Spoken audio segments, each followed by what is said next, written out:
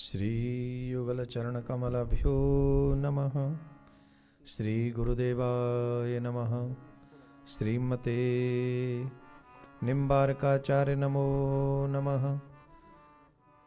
श्रीमद्हंससमारम्भां सनकादिकमध्यमाम् अस्मदाचार्यपर्यन्तां वन्दे गुरुपरम्पराम्।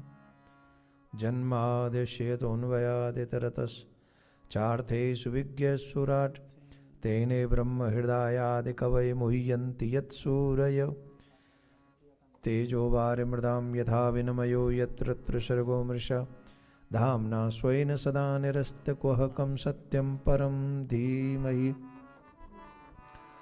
नारायणं नमस्कृत्य नरं चैव नरोत्तमं देवीं सरस्वतीं व्यासं ततो जयमुदीरयेत्। कृष्णाय वासुदेवाय हरे परमात्मने प्रणतक्लेशनाशाय गोविन्दाय नमो नमः। गुरुर्ब्रह्मा गुरुर्विष्णुः गुरुर्देवो महेश्वरः गुरुर्साक्षात् परब्रह्म तस्मै श्री गुरुवे नमः। श्री राधा मेरी स्वामिनी मैं राधे तिरुदास जन्म जन्म मोहि दीजियो श्री चरणन को वास। वर्षाने की राधिका नंदगाम के श्याम इनके चरणन में करूँ मैं कोटि कोटि परिणाम। कृष्णं नारायणो वंदे कृष्णो वंदे ब्रजप्रियं कृष्णं द्वैपायनो वंदे कृष्णो वंदे वृदासुतम्। सभी उपस्थित भक्तवृंद अपने दोनों हाथ जोड़ें। सर्वप्रथम विश्व शांति के लिए हम प्रे करेंगे, प्रार्थना करेंगे और उसके बाद हम और आप सब मिलकर प्रेम पूर्वक आज के षष्ठम दिवस की कथा को श्रवण करके अपने जीवन को आनंदित करेंगे। सर्वे भवन्तु सुखिनः सर्वे सन्तु निरामय सर्वे भद्राणि पश्यन्तु माँ कश्चित् दुख भाग भवेत्। सर्वप्रथम मेरे परमाराध्य श्री युगल सरकार के चरणों में कोटि कोटि नमन। उनसे प्रार्थना वो अपनी व्यासपीठ ग्रहण करें। उनके उपरांत में परम सदय श्री सदगुरुदेव भगवान के चरणों में कोटि कोटि नमन। उनसे प्रार्थना वो अपना आशीर्वाद हमें प्रदान करें। स्थान देवता, वास्तु देवता, ग्रामीण देवता, नगर देवता, इन सबको बार बार प्रणाम। ये भी अपना स्थान ग्रहण करें। विद्युत समाज, सभी ब्राह्मण समाज, संत समाज पधारे सभी भक्तों के हृदय में उपस्थित मेरे सर्वेश्वर भगवान को कोटिशाह नमन। यूट्यूब चैनल के माध्यम से जो देश विदेश में प्रभु प्रेमी श्रवण कर रहे हैं उन सब को मेरा प्यार भरा राधे राधे। और जोर से बोलना पड़े राधे राधे। देखिए, आप लोगों का परम सौभाग्य है, हमारा तो है ही है कि हम और आप सभी लगातार आज छठे दिवस में और विशेषकर पितृपक्ष में हम लोग लगातार कथा सुन रहे हैं। कई बार ऐसा होता है कि हम चाहकर भी नहीं जा पाते हैं, विघ्न आ जाता है, छूट जाती हैं कथाएं, लेकिन कॉन्टिन्यूस आप लोग जो पधार रहे हैं और मन क्रम वचन से जो आप हमसे पहले पहुंच जा रहे हैं, ये अपने आप में बहुत बड़ी कृपा आपके ऊपर, आपके पितरों की भी है, आपके सत्कर्मों की भी है, और ठाकुर जी की कृपा के बगैर तो आप आ भी नहीं सकते। तो सबसे पहली बात तो यह है कि आपको ठाकुर जी ने ही कृपा करके बुलाया है। बोलो राधे राधे राधे राधे। जोर से बोलना पड़ेगा राधे राधे। एक बहुत प्यारा सा भजन है जो जिसकी प्रार्थना भगवान से सबको करनी चाहिए। मेरा तार प्रभु संग जोड़े ऐसा कोई संत मिले। मेरा तार प्रभु संग जोड़े ऐसा कोई संत मिले। मेरा तार प्रभु संग जोड़े ऐसा कोई संत मिले। मेरा तार प्रभु संग जोड़े ऐसा कोई संत मिले। ओ ऐसा कोई संत मिले, ऐसा कोई संत मिले। हो ऐसा कोई संत मिले। हो ऐसा कोई संत मिले। मेरा तार प्रभु संग जोड़े ऐसा कोई संत मिले। मेरा तार प्रभु संग जोड़े ऐसा कोई संत मिले।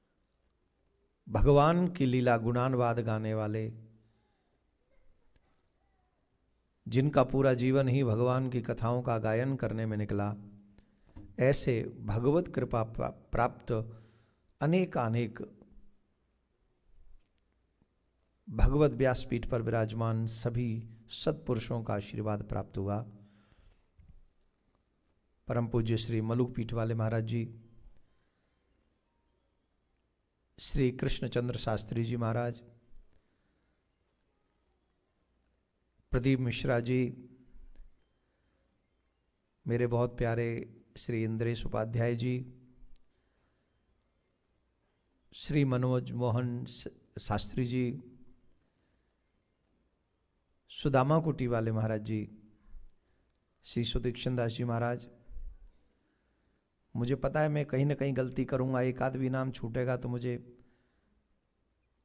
अपराध लगेगा, पर अपना बालक समझ के मुझे क्षमा कर दें, क्योंकि आप लोगों का प्रेम तो बहुत बड़ी संख्या में हमें प्राप्त हुआ है। अब उतने नाम हम यहाँ से ले नहीं सकते, क्योंकि हम आपने जो आशीर्वाद हमको दिया है, शुभकामनाएं दी हैं, हमको ऐसा भाव लगता है कि वो श्री किशोरी जी की ही कृपा आपकी वाणी के माध्यम से हमको प्राप्त हुई।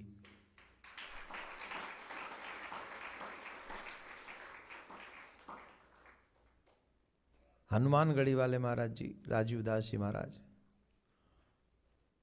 हमारे कानपुर वाले पुरी जी महाराज, नवल किशोर दास जी महाराज, महामंडलेश्वर जी महाराज, जिन्होंने हमारे साथ सनातन बोर्ड के लिए बहुत कार्य किया है। ऐसे अनेक दिव्य भगवत कृपा प्राप्त, जिनका पूरा जीवन सनातन की सेवा में अथवा भगवान की कथाओं में ही व्यतीत हो रहा है, ऐसे इन दिव्य भगवत कृपा अनुरागी प्राप्त हैं, उन सब के आशीर्वाद प्राप्त हुआ, तो ये हमारा परम सौभाग्य है। और देश के सभी स्टेट से भी आप लोगों ने बड़ा स्नेह दिया। यहाँ विदेश में भी, टेक्सास में हम बैठे हैं, सुबह से ही जहाँ जहाँ गए हैं वहाँ उन्होंने बड़ा लाड लड़ाया, बहुत शुभकामनाएं दी, आशीर्वाद दिए, अच्छे अच्छे प्रसाद पवाए, और बोल नहीं सकते ऐसा ऐसा प्रसाद पवाए हैं। उसके बाद खा के कथा करना बड़ा मुश्किल हो रहा, लेकिन अब ऑप्शन नहीं है, कथा तो करनी ही है। तो इतना सुंदर सुंदर प्रसाद आप लोगों ने पवाया है, तो इन सब के लिए हम एक ही बात कहेंगे। अब हमारी समझ में नहीं आता जन्मोत्सव मनाना चाहिए कि सोचना चाहिए। मेरे हिसाब से तो सोचना चाहिए। जन्मोत्सव मनाएं क्यों? इतने दिन तो निकल गए, इतने साल तो आपके जीवन के टोटल में से लय से गए। अब इसको मनाएं किस एंगल से?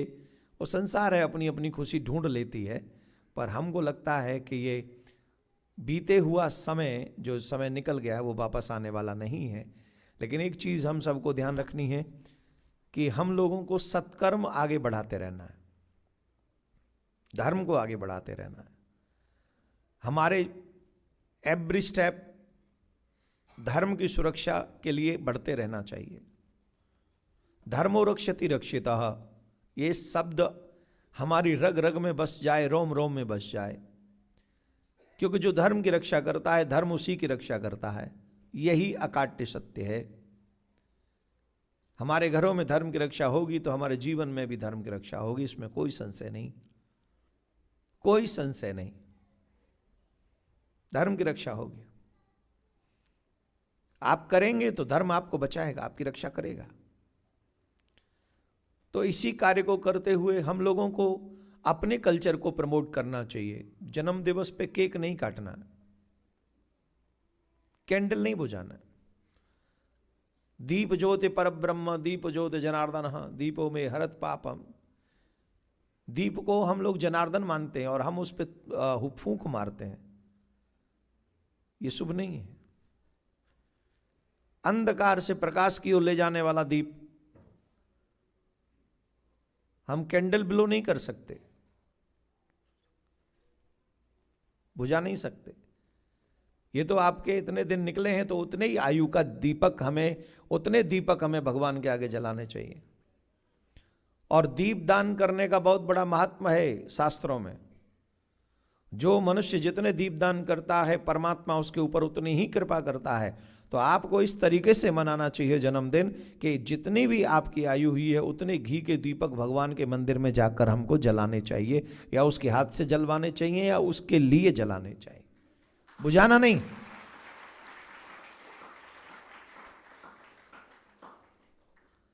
दो काम आज हमको सीखना चाहिए, मतलब हमको दे दो, आप तो सीखे हुए हो, हमको वचन दे दो कि हम दो काम करेंगे। एक तो केक काटेंगे नहीं, क्योंकि काटना हिंसक प्रवृत्ति है। जन्मदिन पे हम छोटे से बच्चे के हाथ में चाकू पकड़ाते हैं, क्या सिखाना चाहते हैं उसे? काटना नहीं है, बांटना है। ठाकुर जी ने केक काटा था कि लड्डू बांटे थे? बताओ, जब ठाकुर जी का प्राकट्य हुआ, जवाब दो। तो जब ठाकुर जी ने लड्डू बांटे तो हम क्यों काट रहे हैं? बांटने का जो भाव है, जब हम बांटते हैं अपने हाथों से तो उसमें उदारता आती है, उसमें गिविंग फीलिंग्स आती हैं, उसमें देने की भावना जागृत होती है। काटने का मतलब देना तो छोड़ दीजिए, अगर नहीं दोगे तो तुम्हें काट देंगे, ये फीलिंग जगती है। तो एक तो केक काटना नहीं, लड्डू बांटना है, मिठाई बांटनी है। जो कुछ हो काटना बंद करवा दो, केक वेक का, लड्डू बांटना प्रारंभ करवाओ। दूसरा, दीप प्रज्वलित करो, कैंडल ऑफ मत करो, ब्लो मत करो। तो आप सबने इतना स्नेह प्रेम दिया, उसके लिए बहुत बहुत साधुवाद, धन्यवाद। अच्छा ही है, किसी की खुशी में शामिल होने से भगवान हमारे घर में खुशियां प्रदान करता है। तो किसी की खुशियों में जितना शामिल हो जाओ उतना ही अच्छा है। राधे राधे बोलना पड़ेगा। गरुड़ पुराण से आज कुछ बोलेंगे नहीं, हमने कल ही बोल दिया था कि 5 दिन लगातार हमने बोला है। आपके मतलब की बातें आपको समझ में आई हैं कि हम लोगों को क्यों श्राद्ध करना चाहिए, क्यों तर्पण करना चाहिए, किस लिए हमें अपना दायित्व निभाना चाहिए। जब हम अपने दायित्व निभाएंगे तो हमारी संतान हमसे कुछ सीखेगी। और पितृलोक से चलकर हमारे पितृ इन 15 दिनों में यहाँ आते हैं। हमने पहले दिन कहा था दीप दान करना रसोई में जाकर। कौन कौन चला रहा है दीप अपने, उनके लिए, पितरों के लिए दीप जलाते हैं? कितने लेजी हो तुम लोग।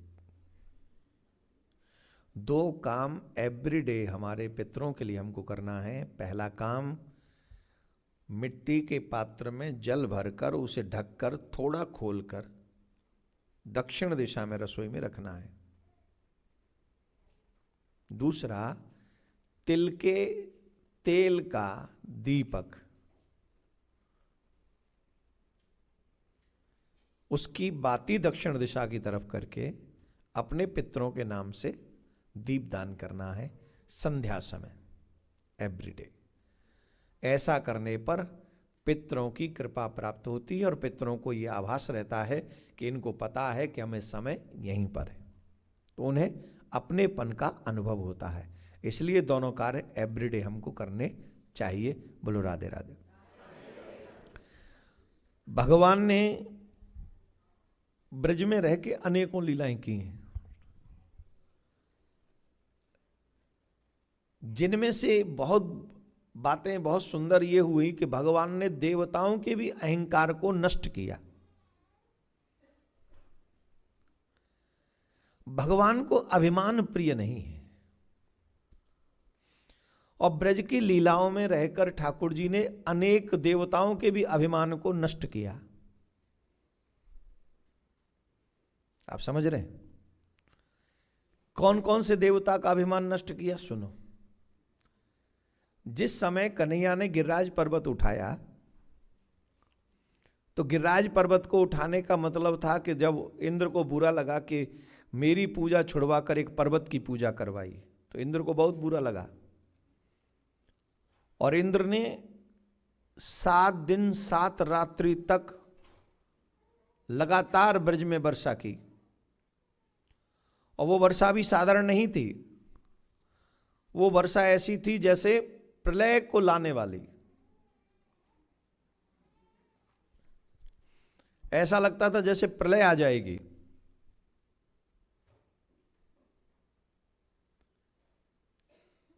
जो प्रलय के समय बादल बरसते हैं वो काले काले बादल चारों ओर से घिराए थे।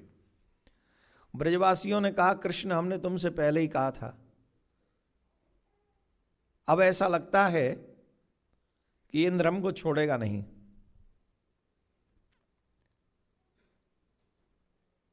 भगवान श्री कृष्ण बोले जिस देवता की पूजा की है उस पर विश्वास नहीं है तुम्हें? हम सनातनियों की बहुत प्रॉब्लम है, बताएं कुछ कि नहीं? इस माला में वजन बहुत है। हाँ कमल की है ना पूरी, यहां मिल कैसे गई मुझे तो नहीं समझ में आया। बहुत बहुत सुंदर माला बनाई है बनाने वाले ने, जन्मदिन इतना भारी है, बहुत सुंदर माला बनाई, धन्यवाद। कहां थे हम?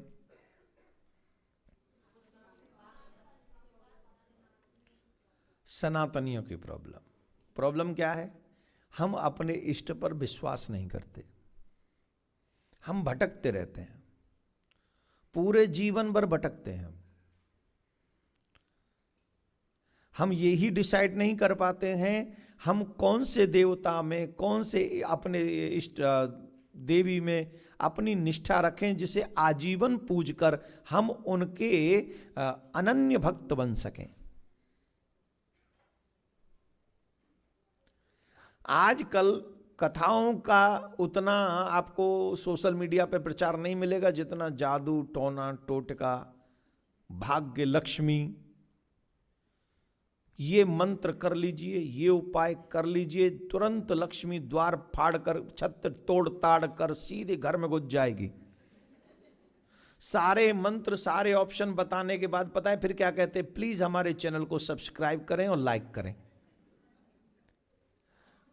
अब जो लक्ष्मी तुम्हारे यहां एक मंत्र से या तुम्हारे टोटका से आ रही हैं तो वो फिर ये लाइक क्या करेगा उसमें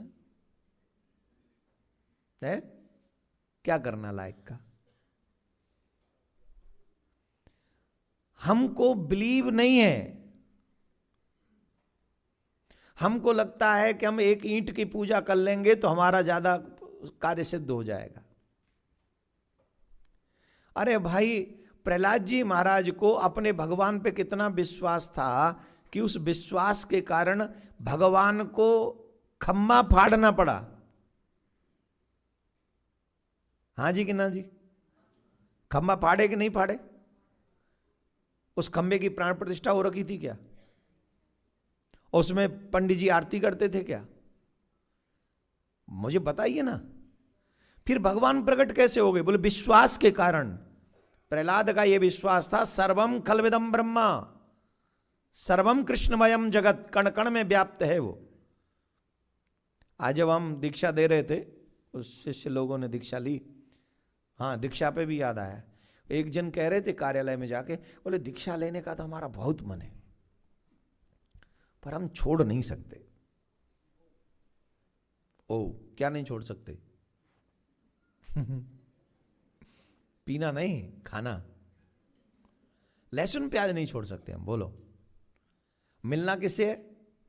भगवान से। दीक्षा किसके लिए चाहिए? बोले भगवान से संबंध बने इसके लिए। और छोड़ क्या नहीं सकते? बोले लहसुन प्याज। अब सोचो मिलने की शक्ति कितनी, वो जो भगवान से मिलने का संकल्प है कितना स्ट्रांग होगा हमारा। सोचो, एक मिनट सोचो कि हमारा वो संकल्प कितना स्ट्रांग है? ये देवियां बैठी हैं, जब तुम अपने पति से ब्याह कराई थी, बोलो ईमानदारी से क्या क्या छोड़ के आई हो?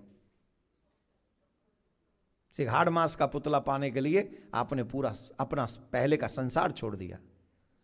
मम्मी छोड़ दी, पापा छोड़ दी, भाई छोड़ दी, भाभी छोड़ दी, गांव छोड़ दिए, गली छोड़ दी, खाने पीने का स्टाइल तक बदल लिया आपने, वस्त्र तक बदलना पहनना वो शुरू कर दिया जो उनको पसंद है। पूरा सृष्टि बदल डाली आपने शादी के बाद। किसके लिए? पति के लिए। और जगत पति के लिए हम लहसुन प्याज नहीं छोड़ सकते। यह हंसने वाली बात नहीं, रोने वाली बात है। इससे यह पता लगता है कि हम भगवान से मिलना ही नहीं चाहते।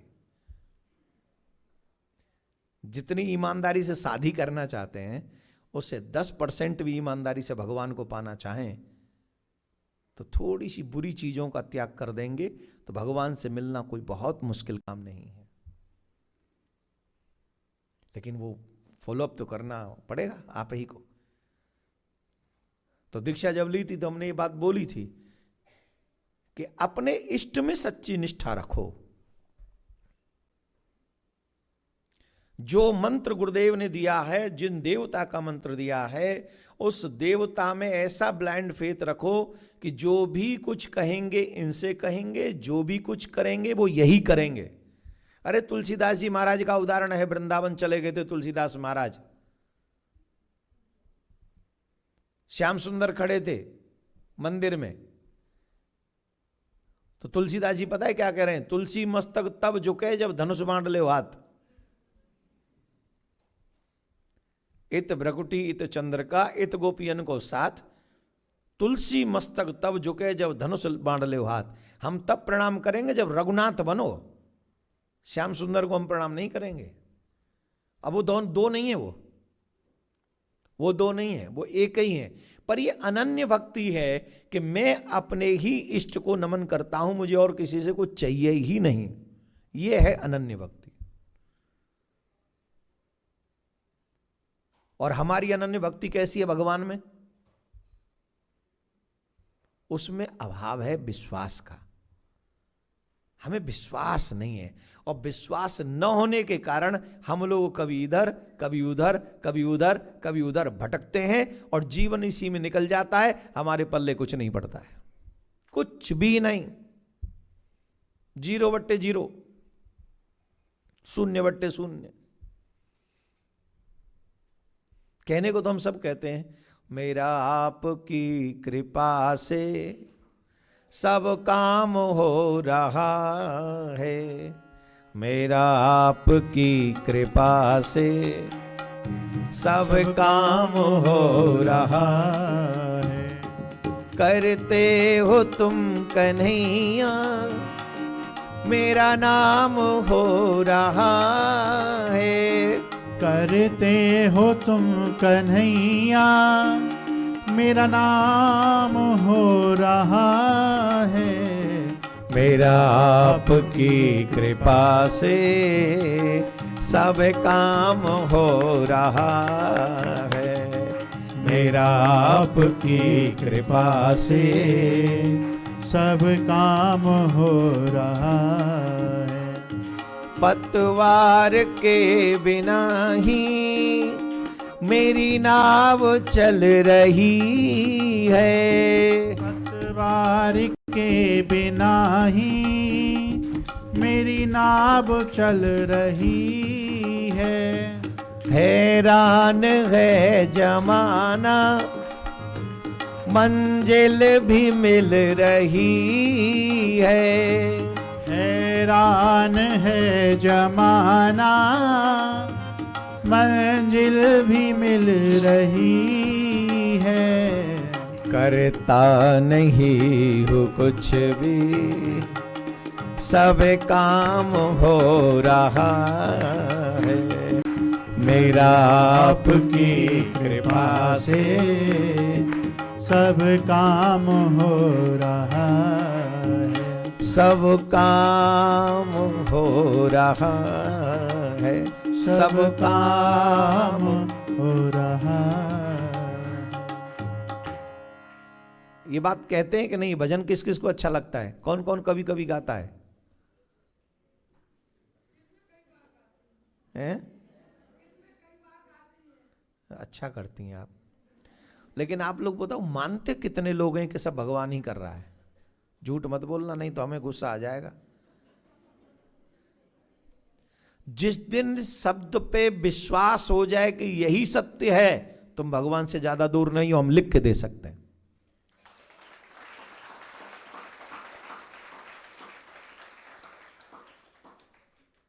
एक बार मंदिर में जाके जब आरती करते ना, दीपक जला के घी थोड़ा लग जाए और दीपक मोमबत्ती बत्ती लग जाए और ओम जय जगदीश रहे, थोड़ी देर $1 से भी कम क्या दीपक जला के भगवान से ये कहते, देख हमने तेरे लिए दीपक जलाया है, शाम को ध्यान रखना हमारा भी, कल मेरा इंटरव्यू है, पास करवा देना। तो जब करते हो तुम कन्हैया, ये बात सत्य है, तो फिर शिकायत और शिकवा और अर्जी क्यों? अपना काम करो, भगवान पे छोड़ दो, अच्छा करेंगे, ठाकुर जी करने कराने वाले, तुम हो कौन? तो जिन देवता की आप पूजा करते हो, जो भी आपके इष्ट हैं, ईमानदारी से उस पर बिलीव करो, फेथ करो, विश्वास करो। भगवान ने कहा जिस देवता की पूजा करी उस पर विश्वास करो। चलो, लेके गए। गिरिराज महाराज से कहा, गिरिराज महाराज ने कहा कन्हैया गिरिराज पर्वत उठा लेंगे, तुम सब सहारा देना, कुछ नहीं होगा गड़बड़, सब सेट रहेगा। कन्हैया ने अपनी कनिष्ठ की उंगली पे गिरिराज पर्वत एक दिन नहीं 7 दिन 7 रात्रि तक उठा के रखा। कितने दिन? एक बूंद नहीं आई ब्रज में। कल भी मैंने यही उदाहरण आपको दिया था, जब भगवान के हो जाते हैं तो भगवान सारे आपके कष्टों को अपने ऊपर ले लेते हैं, पर जीव है कि मानता नहीं है, विश्वास नहीं होता भगवान पे। बाकी को धोखा देने वाले मित्रों पे खूब भरोसा है।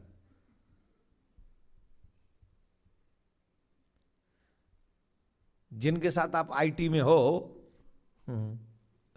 माय फेवरेट सब्जेक्ट आईटी, जिनके साथ आप आईटी में हो, उसी में एक ही कंपनी में आप हो, और उन्हीं एक ही कंपनी में से एक को प्रमोशन मिलना हो और तुम दोनों का इनाम आए, तुम्हारा और तुम्हारे फ्रेंड का, बताओ भगवान से वो क्या प्रार्थना करेगा? तुम्हारा हो कि उसका? तुम क्या मतलब, अगर तुम होते उसकी जगह पे तो क्या कहते हो, उसका हो कि तुम्हारा? यहां झूठ मत बोलना, पितृपक्ष चल रहा है, डबल पाप लगेगा।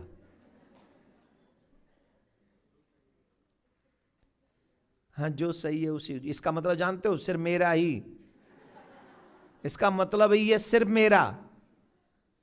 दोस्ती सिर्फ ठीक है, लेकिन प्रमोशन मेरा होना चाहिए।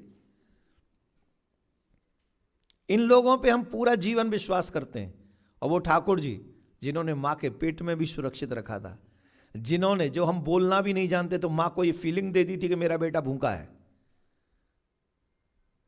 चलना नहीं जानते थे तब भी तुम्हें हर जगह, कितने बच्चे तो ऐसे हैं विदाउट लेग्स, चलना भी नहीं सीखा है, और अमेरिका से भारत, भारत से अमेरिका घूम रहे हैं। ये बल मम्मी पापा का नहीं, ये बल ठाकुर जी की कृपा का है।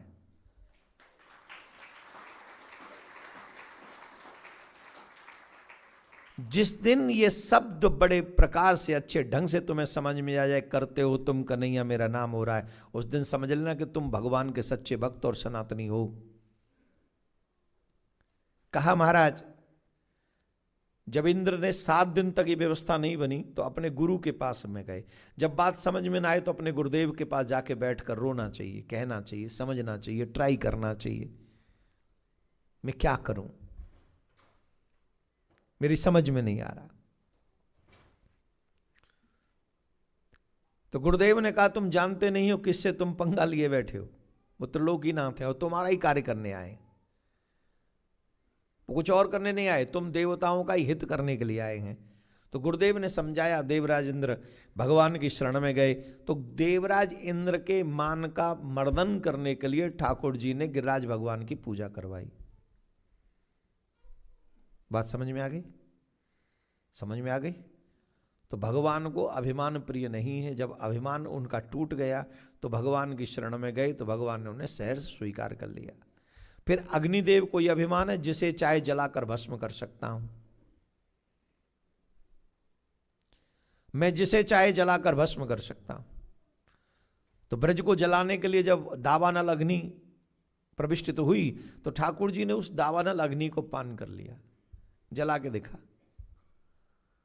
अर्थात जिसको तू बचाने पे आवे, आग में भी बचा के दिखावे, तेरे बस में अंधेरे उजाले, मेरी नैया है तेरे।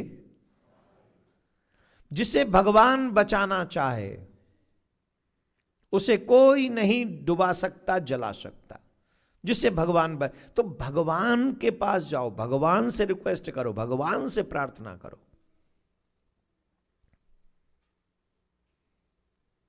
वो तुम्हें हर जगह से बचा लेंगे।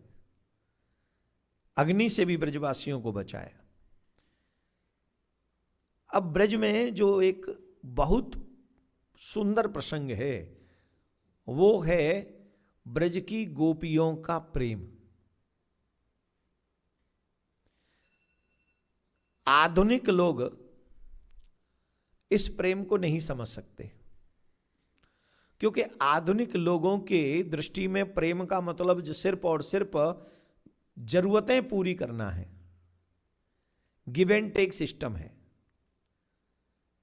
आई give you time, then you must have to give me your time. I give you some gifts, then you must have to return. I do this, you do this.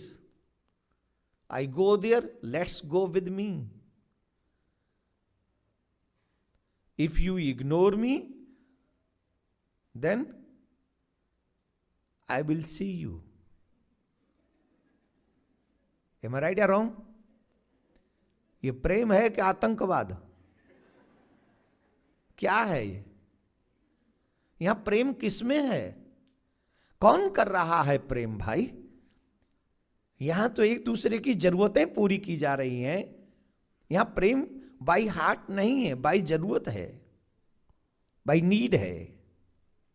और प्रेम ऐसा नहीं है, गोपियों का प्रेम ऐसा नहीं है। गोपियों की एक विशेषता है, गोपियों को कुछ चाहिए ही नहीं। कृष्ण को भी कुछ नहीं चाहिए और गोपियों को भी कुछ नहीं चाहिए, इसलिए अलौकिक प्रेम चल रहा है श्री कृष्ण के साथ में। अगर आप कहें कि हम भगवान से प्रेम करते हैं तो आप भी झूठ बोल रहे हैं। 1 लाख लोगों में से 2 लोग ऐसे होंगे जो ये कहेंगे कि हाँ हमारा प्रेम, भाई वो तो नहीं कहेंगे, पर भगवान मानते कि हाँ 1 लाख में से 2 लोग ऐसे हैं जो सच्चा प्रेम करते हैं, उन्हें मुझसे कुछ नहीं चाहिए, जिसको कहते हैं निष्काम भक्ति। क्या कहते हैं? जिन्हें भगवान से भी कुछ नहीं चाहिए। रामचरितमानस में वाल्मीकि ऋषि ने भगवान श्री राम को स्थान बताते समय कहा, जाए न चाहिए कबहु कछु तुम सन सहज स्नेह, बसहु निरंतर तास और सो राउर तू गेह। आप हमसे पूछ रहे हो कि निवास कहां है। राम जी जब वन में थे तो राम जी ये पूछना चाहते थे वाल्मीकि ऋषि से, आप मुझे बताइए मैं कहां जाकर रहूं।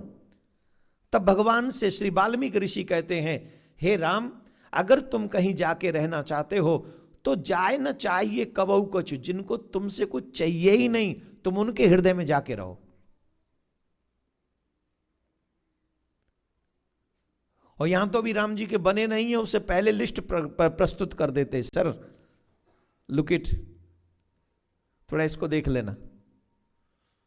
नहीं, ये भक्ति नहीं। ये सकाम भक्ति हो सकती है जब भक्ति भी आप प्योर मन से सब कर्म करो, अच्छे से करो, आरती करो, पूजा करो, वंदन करो, हृदय में ठाकुर जी से प्यार करो, उसके बाद कोई सत्कर्म करो, सत्कर्म के बदले ये मांग लो, तो ये सकाम भक्ति है, पर ये श्रेष्ठतम भक्ति नहीं। सुंदर, सबसे सुंदर भक्ति है सेवा करो, भजन करो, कीर्तन करो, कथा सुनो, बदले में कुछ चाहिए ही नहीं। हमें आपसे कुछ भी नहीं चाहिए। और यही गोपियों का प्रेम है। तो गोपियों से प्रेम करने सीखने वाले आप लोग एक और बात ध्यान रखो, गोपियां कृष्ण को देखो, बिना व्रत के, बिना नियम के, बिना संयम के भगवत प्राप्ति नहीं होती। कोई न कोई एक नियम जीवन में धारण करना ही होगा। अगर आप चाहते हैं कि भगवत कृपा हो, भगवत भक्ति प्राप्त हो, या उससे भी बड़ी बात कि भगवत दर्शन हो, सबसे बड़ी बात तो यही है, तो जीवन भर एक नियम का पालन आपको करना होगा। और उस नियम का पालन करते करते धैर्य नहीं खोना होगा। वो हो सकता है इस प्रारंभ में ही आ जाए और वो हो सकता है आखिर में आए। जैसे राम जी सबरी को, ध्रुव जी को प्रारंभ में ही मिल गए और सबरी को आखिर में मिले।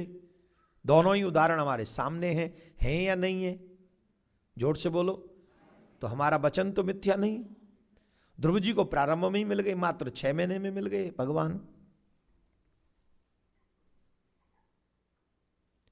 और सबरी को अंत में मिले।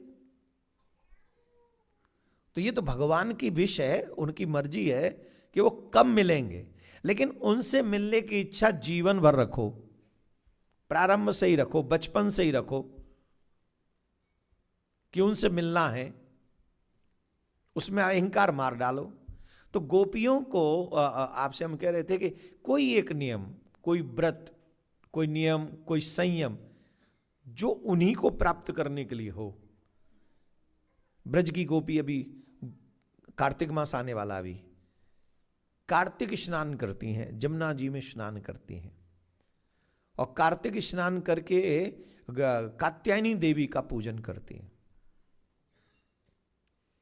और कात्यायनी देवी का पूजन करके कात्यायनी देवी से क्या मांगती हैं? कात्यायनी महामाये महायोगिन धीश्वरी नंद गोप सुतम देवी पति में कुरुते नमः। ये जो नंद कुमार हैं ये मुझे पति के रूप में प्राप्त हों। अच्छा, अकेली एक गोपी नहीं है, अनेकों गोपी टोल का टोल बना के जाती हैं, साथ में स्नान करती हैं, साथ में व्रत करती हैं, साथ में पूजन करती हैं, और साथ में माता जी से मांगती हैं कि ये नंद कुमार हमें पति के रूप में मिले। यहां पर 5-10 अनमैरिड कन्याएं हों और सब एक साथ पूजन करें, क्या एक ही व्यक्ति को ये पति के रूप में सब मांग सकती हैं? और जब ये पता हो कि यही एक है जिसको हम सब चाह रहे हैं, तो क्या एक साथ पूजा कर सकती हैं? 2-3 तो तंत्र वाले बैठाल देंगे कि इसको कुछ हो जाए, इसकी भावना बदल जाए, इसको ये हो जाए, इसको अलग हो जाए, कुछ करवा दो, तंत्र करवाएंगे उसके ऊपर, सिर्फ मुझे ही मिले, इसको हटो। पर गोपियों ने किसी पे तंत्र नहीं करवाया। गोपियां सब साथ में पूजन कर रही हैं, आराधन कर रही हैं। क्यों? क्योंकि आपको पता है आप जिससे प्रेम कर रहे हो वो संसारिक है, और गोपियों को यह पता है कि जिसको हम पति के रूप में पाना चाहते हैं वो ऑलरेडी जगतपति है। ये ही सच्चा पति है, बाकी आर्टिफिशियल है।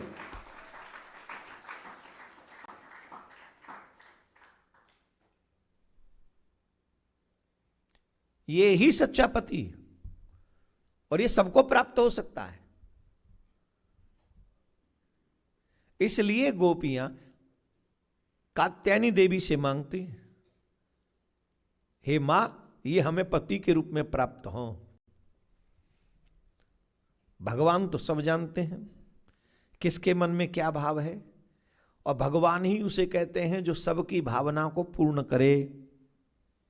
भगवान ही वो है जो सबकी भावना को पूर्ण करे। तो गोपियों से मिलने का भाव उनके मन में आया कि अब इनकी तप पूरा करना है, लेकिन परीक्षा तो लेनी ही है, परीक्षा लेनी है। परीक्षा कैसे ली? एक बार गोपियां स्नान कर रही थी, ब्रह्म मुहूर्त का समय था, ब्रह्म मुहूर्त में स्नान कर रही थी। वो वस्त्र रख कर किनारे पे जमुना में स्नान करने चली गई, और जब स्नान करने के लिए चली गई तो भगवान पीछे से आए और वस्त्रों को लेके कदम पे चढ़ गए। अब गोपियां किनारे पे आई तो देखा वहां तो वस्त्र नहीं, तो उतने में कृष्ण की बांसुरी सुनाई पड़ी, तो समझ गई यहाँ तो कृष्ण है, फिर जमुना में चली गई। कार्तिक के महीने में थोड़ी थोड़ी ठंड हो जाती है, और वो कहती हैं गोपियां, कृष्ण हमारे वस्त्र दे दो।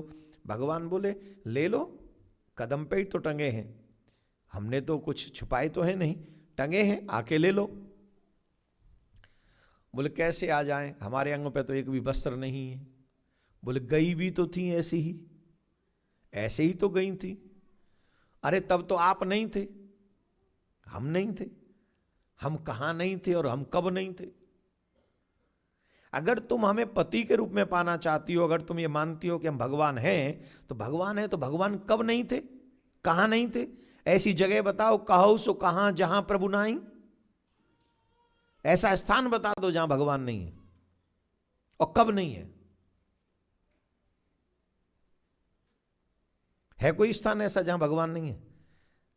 अगर भगवान भारत में ही रहता है तो अमेरिका में मंदिर क्यों बन रहे हैं? और अगर मंदिरों में ही भगवान रहता है तो फिर आपके घर में अनुभूति क्यों होती है? मान ले कि आपके घर में ज्यादा पूजा पाठ हो रहा है, तो हिरण्यकश्यप के खंबे से कैसे प्रकट हो गए? जवाब दो। जल में भी वो मत्स्य अवतार धारण करके प्रकट हो गए, कछुआ बनकर अवतार प्रकट हो गए, खंबा फाड़ के प्रकट हो गए, भगवान राम कृष्ण बनकर कौशल्या माँ के आगे और देवकी माँ के आगे चतुर्भुजी रूप में प्रकट हो गए। कौन सा ऐसा पल, और आकाश से आ गए, प्रकट हो गए। कहां नहीं है भगवान? हमारा दृष्टिकोण शुद्ध और पवित्र हो तो भगवान हर जगह है। हमारा दृष्टिकोण शुद्ध नहीं है। अच्छा, एक और बात बताएं, ध्यान से सुन लीजिए। जिस समय भगवान ने चीर हरण लीला की, उस समय ठाकुर जी की आयु मात्र 6.5-7 साल है। कितनी? और गोपियां कोई 12 साल की हैं, कोई 15 साल की हैं, कोई 18 साल की हैं, सब बड़ी बड़ी गोपी हैं। अब यहां पर जितनी भी देवियां बैठी हैं, आप अपने वॉशरूम में स्नान कर रही हो, स्नान के समय तो वस्त्र सबके तन पे कम ही होते हैं, और पड़ोसी का बच्चा 7-8 साल का आ जाए तो आपके मन में कोई झिझक होगी? जवाब दीजिए, हाँ ना तो बोल दीजिए। नहीं होगी। क्यों? वो जो बालक की आयु है वो वासना रहित है। अगर कोई ये कहे कि कृष्ण पराई स्त्रियों को निर्वस्त्र देखना चाहते हैं, तो ऐसे लोगों के लिए ये उनके मुंह पे तमाचा होना चाहिए। इसीलिए शास्त्रों का ज्ञान बहुत जरूरी है। जिस समय ठाकुर जी ये लीला कर रहे हैं, उस समय आयु ठाकुर जी की 6.5-7 साल है। 6.5-7 साल का बालक क्या जानता है? स्त्री पुरुष का भेद नहीं जानता। वो जानता है क्या? जवाब दीजिए। आपके घरों में, सबके घरों में बच्चे हैं, जानता है भेद वो? अब बोलेंगे नहीं। अरे आजकल कंप्यूटर का जमाना, आजकल की गारंटी नहीं है। आजकल के जमाने में बच्चों की कोई गारंटी नहीं। और मुझे बड़े दुख के साथ कहना पड़ रहा है इस बात को। खैर अभी नहीं कहता, बाद में कह लूंगा। लेकिन सच यह है, द्वापर युग के अंत में कोई यहां 50 साल का है जो गांव से आया हो, किसी गांव में, जो भारत के किसी गांव में रहा हो और जिसकी आयु 50 साल हो, 60 साल हो?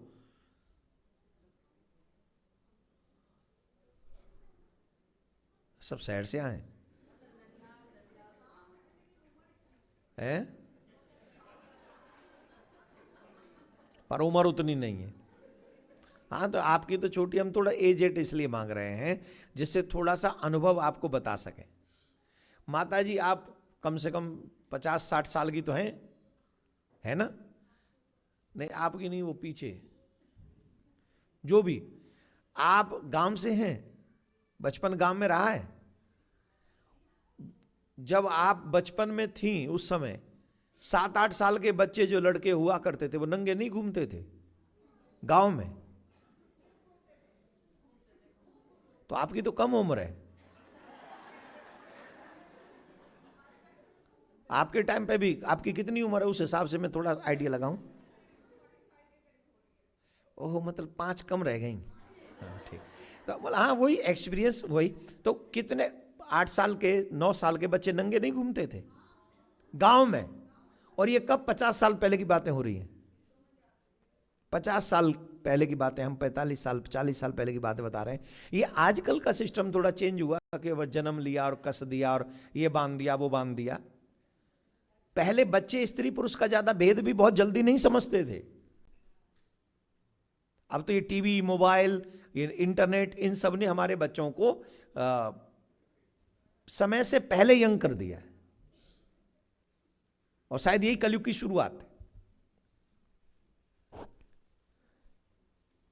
तो जब 50 साल पहले 8-9 साल के बच्चे नंगे घूमते थे, तो और 5000 साल पहले चले जाइए, तब 6-6.5 साल के बालक के मन में कौन सी वासना होगी? 7 साल के भी हो, 8 साल के भी हो, कौन सी वासना होगी?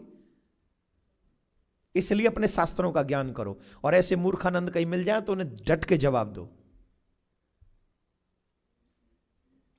आपके शास्त्र, भगवान क्यों कह रहे हैं कि तुम बाहर निकलो? क्योंकि अभी भी उनके मन में भेद, ये उनके मन में भाव आ रहा है कृष्ण पुरुष हैं और हम स्त्री। आपके अगर भगवान की भक्ति कर रहे हो तो भगवान स्त्री है क्या? भगवान पुरुष है क्या? भगवान तो स्त्रियों के सामने स्त्री है, पुरुषों के सामने वो पुरुष है। इसीलिए उनको कहते तुमेव माता च पिता तुमेव। स्त्री चाहे तो पुरुष बन जाए, पुरुष चाहे तो स्त्री बन जाए। भगवान तो यही है। भगवान तो सर्वस्वरूप है। नारद जी को बंदर बनाया कि नहीं? भगवान कछुआ बने कि नहीं? भगवान नरसिंह बने कि नहीं? भगवान मोहिनी बने कि नहीं? बताओ, भगवान बने कि नहीं मोहिनी? जवाब दो। तो जब पुरुष ही है तो मोहिनी कैसे बन गए? और अगर मोहिनी है तो कछुआ कैसे बन गए? कच्छप कैसे बन गए? कैसे बन गए? नरसिंह कैसे बन गए? तुम बन के दिखा दो।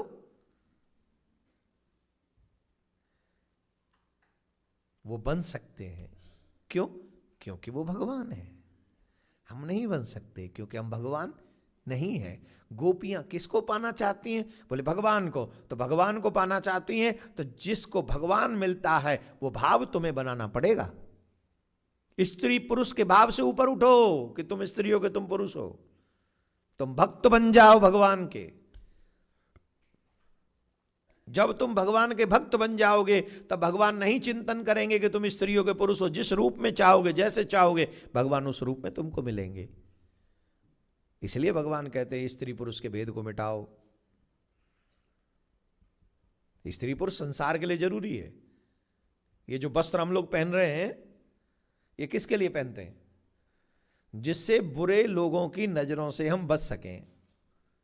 इसका मतलब इतना ही है और कुछ नहीं है। या थोड़ा बहुत सर्दी धूप धाप से बच जाएं। पर्दा किसके लिए है? जिनकी नजरों में वासना है और जिनके जीवन में ही वासना नहीं है उनके लिए पर्दा क्या करेंगे? आप जाके देखो कुंभ के मेला में तमाम नागा साधु बैठे। मिले हो कि नहीं? कुंभ के गए थे कि नहीं गए थे? हम तो वहीं थे। सनातन बोर्ड कह रहे थे। कौन कौन चाहता है सनातन बोर्ड बनना चाहिए?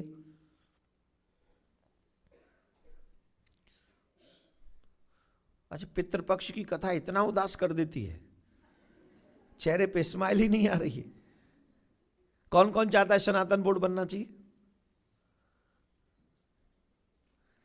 किस किस ने फेसबुक और सोशल मीडिया पे लिखा है कि सनातन बोर्ड बनना चाहिए? जरूर लिखो और आज जाके लिखना। आज जाके लिखना। अपने अधिकार की मांग करनी चाहिए। आपके भगवान सरकार के अंडर हैं, आपके मंदिर सरकार के अंडर हैं। अगर आप अपने धर्माचार्यों के बताए मार्ग पर चलकर तमाम चीज़ें आप लोग सोशल मीडिया में लिखते हो, ये भी लिखो हम अमेरिका से हैं, हम अमेरिका में रहते हैं, लेकिन सनातन बोर्ड बनना चाहिए, हमारे मंदिर सरकारों से मुक्त होने चाहिए, मथुरा में ठाकुर जी का भव्य मंदिर बनना चाहिए। ये लिखने में क्या जा रहा है? कौन सा रूल ब्रेक कर रहे हो आप? ना भारत का रूल ब्रेक कर रहे हो, ना आप अमेरिका का रूल ब्रेक कर रहे हो आप। भाई मेरे अधिकार की बात है कि मेरे मंदिर स्वतंत्र हों, तो ये तो मांग कर सकते हो। आप लिखते नहीं हो, आलसी हो और रहते हो आईटी में। तुम्हारी ऐसी आईटी किस काम की जो सिर्फ तुम्हारा पेट भरना ही सिखाए? ऐसी आईटी किसी के काम की नहीं। मुझे एक भी आईटी वाला ऐसा नहीं मिला जो कहे कि महाराज बताओ क्या करना है, आप जो कहोगे सो करेंगे। एक नहीं मिला हिंदू ऐसा। वो आईटी सिर्फ अपना पेट भरने के लिए है, तो आप भरो अपना पेट। लेकिन कोई तुम्हारे पास ज्ञान है, उस ज्ञान से अगर धर्म की सेवा भी कर सकते हो मर्यादा में रहकर, तो आई थिंक आपको करनी चाहिए। मेरा काम यहाँ कथा करना है, मेरा काम यहाँ पे सनातन बोर्ड बनवाना नहीं है, कृष्ण भूमि के मंदिर का निर्माण करना मेरा दायित्व नहीं है। लेकिन मैं क्यों कर रहा हूं? एज ए सनातनी, एज ए हिंदू, मैं हिंदू हूं और धर्म की रक्षा, धर्म की सेवा, धर्म का प्रचार करना मेरा दायित्व है। इसलिए व्यासपीठ पर बैठकर भी मैं आपको जगाने का काम करता हूं। जो मरे हुए हैं उन्हें तो कोई नहीं जगा सकता, जो सो रहे हैं उन्हें जगाने का काम मैं जरूर करता हूं और वही जागेंगे। जो मर चुके हैं वो कभी जागे हैं क्या? जवाब दीजिए। जो मर चुके वो जागेंगे? वही जागेंगे जो सो रहे हैं। तो आप सबको ये अपने अपने सोशल मीडिया पे लिखना चाहिए, अगर आपको अच्छा लगता हो तो। बाकी का आपकी विश। तो हम कहां थे कथा में? गोपियों से कहा कि तुम बाहर निकल आओ, स्त्री पुरुष का भेद दूर करो। तो भगवान की बात मानकर समस्त गोपियां बाहर आईं और फिर कहा गोपियों ने, हमारी इस भावना को आप पूर्ण कब करेंगे? तो उन्होंने कहा, शरद पूर्णिमा के दिन मैं महाराज करूंगा, उस दिन तुम आना और तुम्हारी मनोकामना तब पूरी होगी। अब ध्यान से सुनिए, कामदेव भी बड़ा अभिमानी है। कामदेव ने ब्रह्मा जी तक को हरा रखा है। कामदेव ने ब्रह्मा जी तक को हरा रखा है, और ब्रह्मा जी तक को हरा के वो अपने आप को बलवान मानता है, बहुत अभिमानी है। वो इतना अभिमानी है, उसको पता है कि मैं जिसको चाहूं उसे परास्त कर सकता हूं। बड़े बड़े ऋषि मुनि तपस्वी इन सबको परास्त कर सकता हूं। तो एक दिन नारद जी से मिला, नारद जी से कहा मैं आपसे युद्ध करना चाहता हूं। नारद जी बोले, देखो हम तो तुमसे एक बार युद्ध किए थे तो बंदर बन गए थे, अब हमें नहीं कुछ तुमसे युद्ध करना। बोले आप युद्ध नहीं करना चाहते तो मेरे लायक योद्धा बताइए। बोले हाँ ये बता सकते हैं, योद्धा बता सकते हैं, तुम्हें ऐसा योद्धा बताएं। नारद जी को लगा अब इसको थोड़ा ढंग से सिलटवा देते हैं। बोले तुम वृंदावन चले जाओ, वहां कृष्ण है, उन कृष्ण से जाके युद्ध करो। वो तो छोटा सा बालक है, अरे जाओ तो सही, देखने में छोटा है, अच्छे अच्छे के दांत खट्टे कर दिए उसने, जाओ।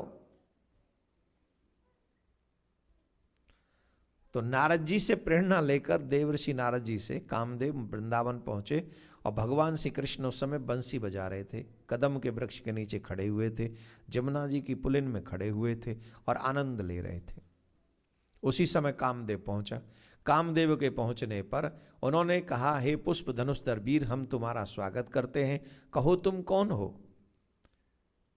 कामदेव कहता है, मदनो मनमथो मारो प्रद्युम्नोमि निकेतनः कंदर्प दर्प कोनंघ काम पंचर स्मर। मेरा नाम मदन है, मेरा नाम काम है, मेरा नाम मार है, और मैं आपसे युद्ध करने आया हूं। भगवान बोले, देखो हम पे तो युद्ध करना आता नहीं, हम तो बालक हैं छोटे से, तुम कहो तो तुम्हारी गैया बछड़ा चरा लाएंगे, हम पे युद्ध करना नहीं आता।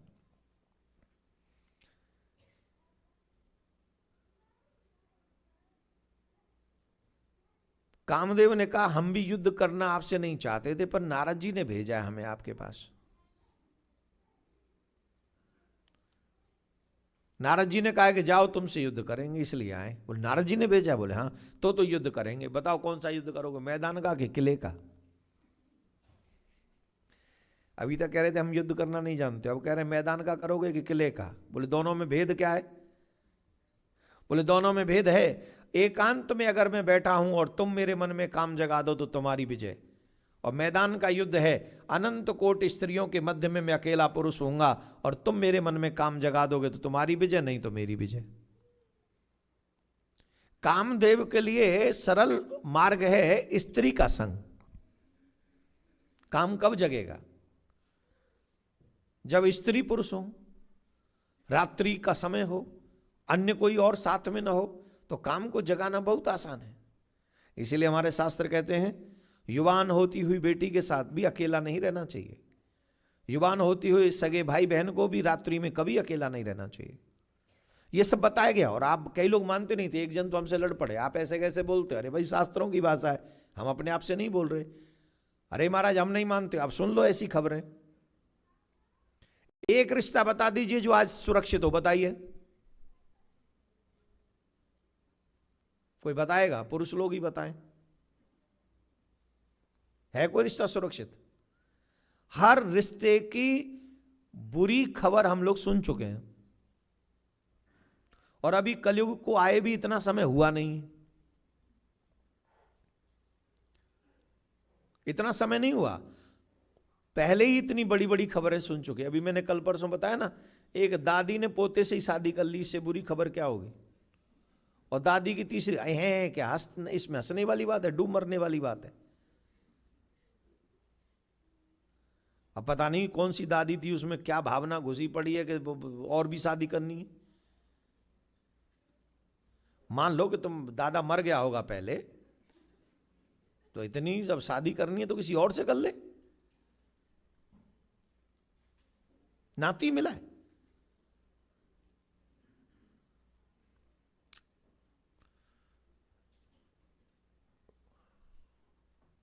धर्म को साथ में लेके अगर आप नहीं चलोगे तो कभी भी आप भटक सकते हो। इसलिए जीवन में बच्चों को बैठा लेना प्लीज, बार बार थोड़ा आना जाना, क्योंकि मैं पूरा कंसंट्रेशन करने का प्रयास कर रहा हूं पर हो नहीं रहा, थोड़ा सा प्लीज। मैं कहां था?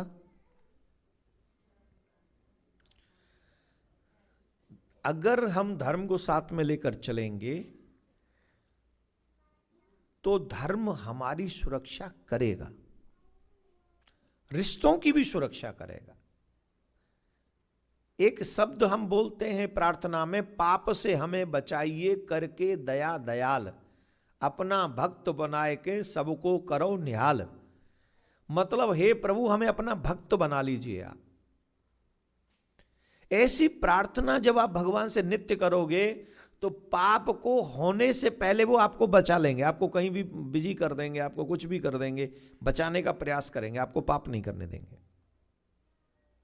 धर्म को साथ रखोगे तब, और ऐसे छुट्टा डोलोगे तो फिर डोलो, जैसा होगा होगा, झेलो। फिर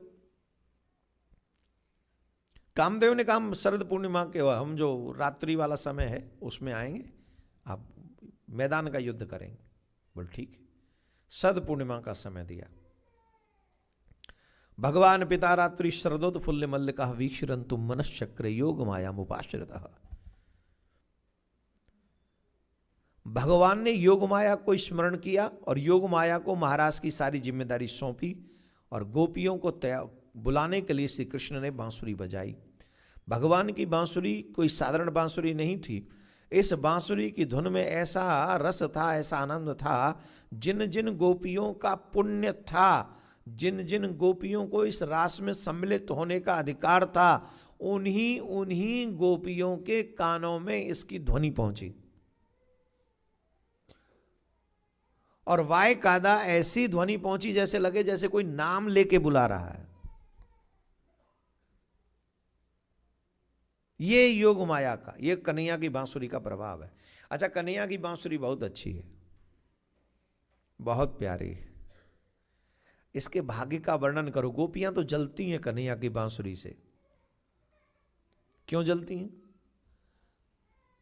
हरे बांस की बांसुरी ते तप कीनो कौन, अधर सुधा पिए को पिए हम तरसे निस्भौन। 24 घंटा अहरनिश जब देखो तब तुम भगवान के अधरों से चिपकी रहती हो। तुमने ऐसा कौन सा तप किया है? मतलब भगवान बिना तप के नहीं मिलेंगे। इसलिए एकादशी का व्रत करके अपने तन को तपाओ, भगवान से मिलने लायक बनो, नाम जपो, तप करो, मिल सकते आप भी भगवान से।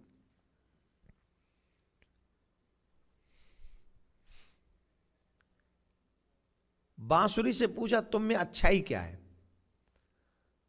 तो बांसुरी कौन कौन चाहता ठाकुर जी का प्यार हमको भी मिले? मुझे कई लोग बहुत अच्छे लगते, वो हाथ उठाते नहीं, बोले हमें इस लायक है ही नहीं और हमें इसकी कोई जरूरत भी नहीं।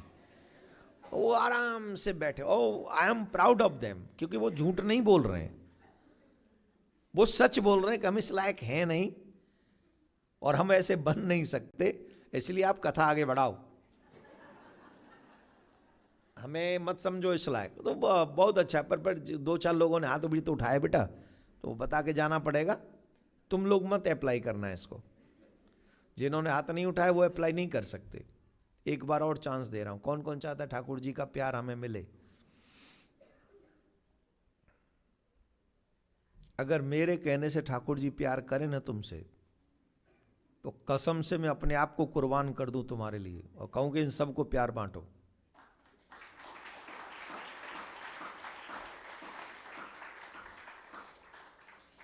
और मैं यहां बैठ के बोल रहा हूं, इसका मतलब मैं झूठ नहीं बोल रहा हूं। वैसे मैं 99% कभी झूठ नहीं बोलता। कई लोग तो कह रहे होंगे 1% तो बोलते हैं ना।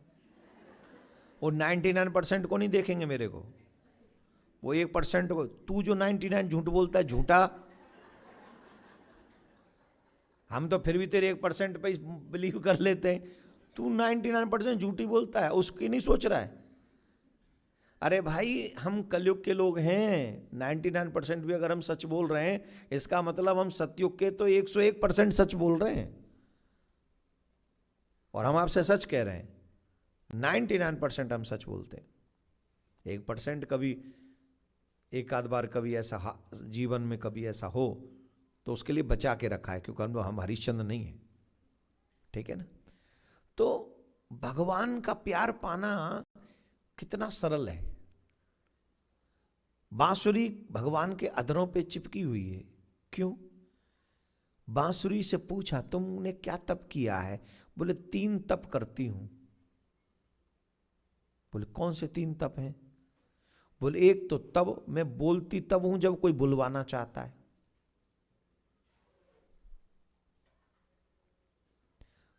मैं बोलती ही तब हूं जब कोई, मतलब मैं बजती तब हूं जब मुझे कोई फूंक मारता है। समझ में आई? और हमें कोई फूंक नहीं मारता, हम अपने आप ही फूंकते रहते हैं। हमें कोई फूंक नहीं मार रहा है, कोई चाहता ही नहीं कि ये बोले, और फिर भी फूके ही जा रहे हैं, बोले ही जा रहे हैं, बोले ही जा रहे हैं। हाँ या ना? आपकी घर की विशेषता यही है, जब आप बोलने लगते हो तो अपने घर वालों को देखो वो कैसे करते हैं। एक घर वाला मिल जाए 5 में से तो मुश्किल ही मिलेगा एक जो कहता हाँ इट्स ओके बोलो, और ऐसा तो बड़ी मुश्किल से मिलेगा प्लीज बोलते रहो, बहुत अच्छा लगता है। ऐसे बोलने वालों का तो अकाल आ गया है घर में। हाँ या ना? नहीं है अकाल? है ना? तुम कई लोग तो ऐसे तुम्हारी शकल से प्रॉब्लम हो जा रही है उनको, जैसे ही तुम रूम खोल के बाहर निकलते हो तो वो दूसरी तरफ देखने लग जाते हैं। गुण है ना अपने अपने सबके। खैर, इनकी विशेषता है बांसुरी की, ये बिना फूंक मारे बजती। एक और विशेषता है, जब भी बजती है मधुर बजती है, सबको आनंद देने के लिए। बांसुरी वादन चाहे कृष्ण करे या कोई संसारिक प्राणी, वो कर्कशा नहीं बोलती, वो मधुर ही बोलती है। और जब मधुर बोलती है तो ऐसा बोलती है जो सबको सुख पहुंचाते, मीठा बोलती है। अब थोड़ा थोड़ा आप लोग भी सोच लो कि आप कैसा बोलते हैं। सोचो, थोड़ा सोचो मेरा बच्चा।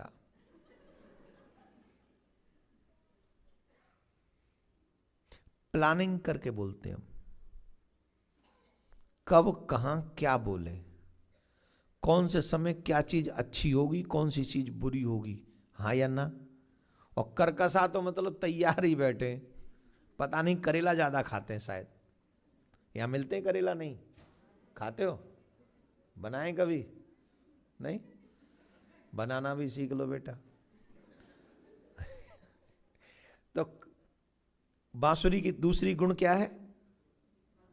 मधुर बोलती है, जब भी बोलती है दूसरों को सुख देती। तीसरी विशेषता और सबसे ब्यूटीफुल विशेषता, उसके बीच में कोई गांठ नहीं है। क्या नहीं है? और हम सब में एक नहीं अनेक गांठ पड़ी हुई है। हम पाना चाहते हैं ठाकुर जी का प्रेम और गांठों से भरे पड़े। जिस बांस के हिस्से में गांठ होगी वो बांसुरी बन ही नहीं सकती। बांसुरी ही वो बांस का हिस्सा बनेगी जिसमें कोई गांठ नहीं है। अगर हम भगवान के भक्त बनना चाहते हैं तो हमारे जीवन में कोई भी गांठ ऐसी ना हो जो हम भगवान से छुपा के रखना चाहते हो। हम भगवान से धोखा नहीं कर सकते, हम भगवान से फ्रॉड नहीं कर सकते।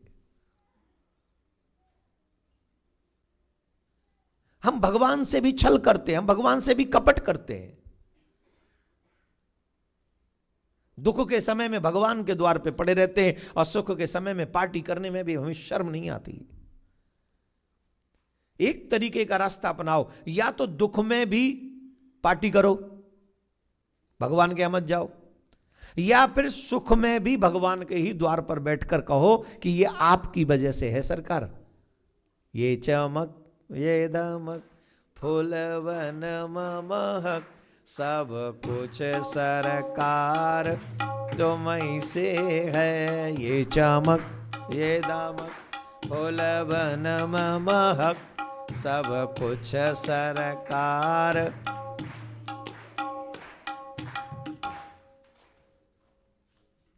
सुख में भी उन्हीं को धन्यवाद दो, फिर सुख में पार्टी क्यों? ये गांठ है। दुख में भगवान के सामने जाके बैठ जाना और सुख में दुनिया वालों के आगे बिछ जाना, ये गांठ है। भगवान के भक्त बनना है तो सुख में भी दुख में भी उन्हीं के बन के रहो। तो बांसुरी की ये तीन विशेषता, इन तीन विशेषताओं को आप अपने जीवन में उतारने का प्रयास करें। कौन कौन करेगा? जैसे जितना बोझ भगवान श्री कृष्ण को अपनी कनिष्ठ की उंगली पर गिरिराज पर्वत उठाने में नहीं हुआ था, जितना बोझ आपको अभी हाथ उठाने में हुआ है।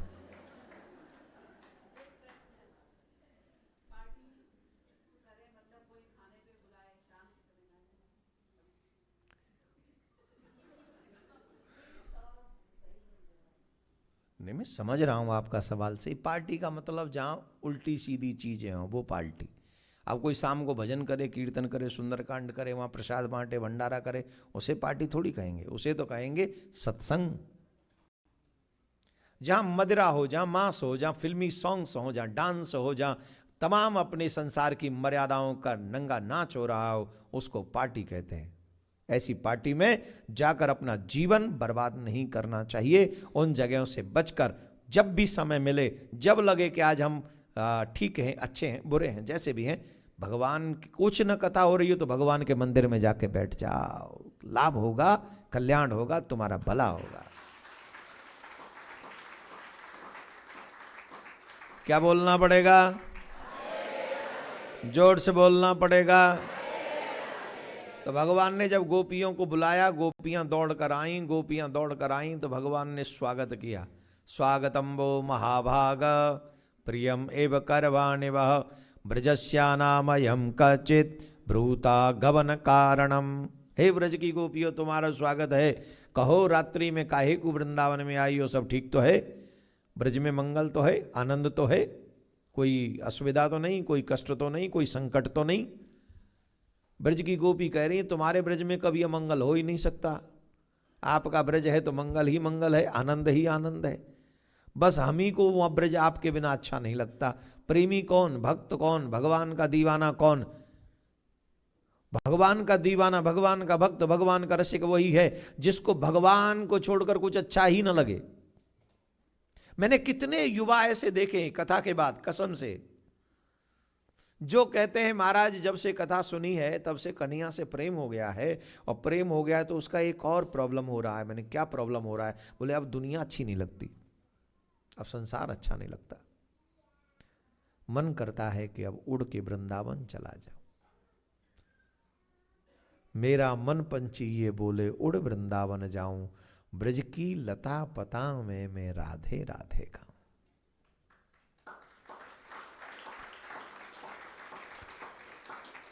निधवन जी की महिमा प्यारे कोई ना जाने, प्रेम नगरिया मनमोहन की प्रेमी पहचाने। वृंदावन की महिमा प्यारे कोई ना जाने, प्रेम नगरिया मनमोहन की प्रेमी पहचाने। ब्रज गलियों में झूम झूम के, ब्रज गलियों में झूम झूम के मन की तपन बुझाऊं, ब्रज की लता पता में मैं राधे राधे गाऊं। दोनों हाथ ऊपर करो। मैं राधे राधे गाऊं, मैं श्यामा श्यामा गाऊं, मैं राधे राधे गाऊं, मैं श्यामा श्यामा गाऊं। मेरा मन पंछी ये बोले, मेरा मन पंछी ये बोले, मेरा मन पंछी ये बोले।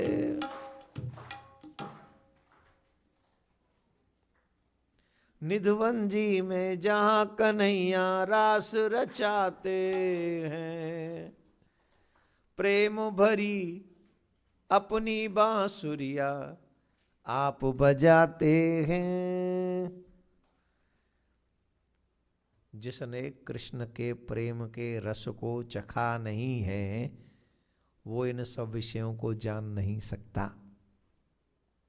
आप सोचो, जब 18-19 साल के बच्चे होते हैं, जब एक दूसरे के प्रेम के चक्कर में पड़ते हैं, हाड़ मांस के पुतलों के चक्कर में पड़ते हैं, तो वो अपने माँ बाप को छोड़ के भाग जाते हैं। तो संसारिक शरीर के प्रेम में इतनी आसक्ति है, जो संसार छुड़वा दे। तो ठाकुर जी से जब प्रेम हो जाएगा तो उसकी आसक्ति कितनी महान होगी, फिर क्या नहीं छुड़वा सकता वो।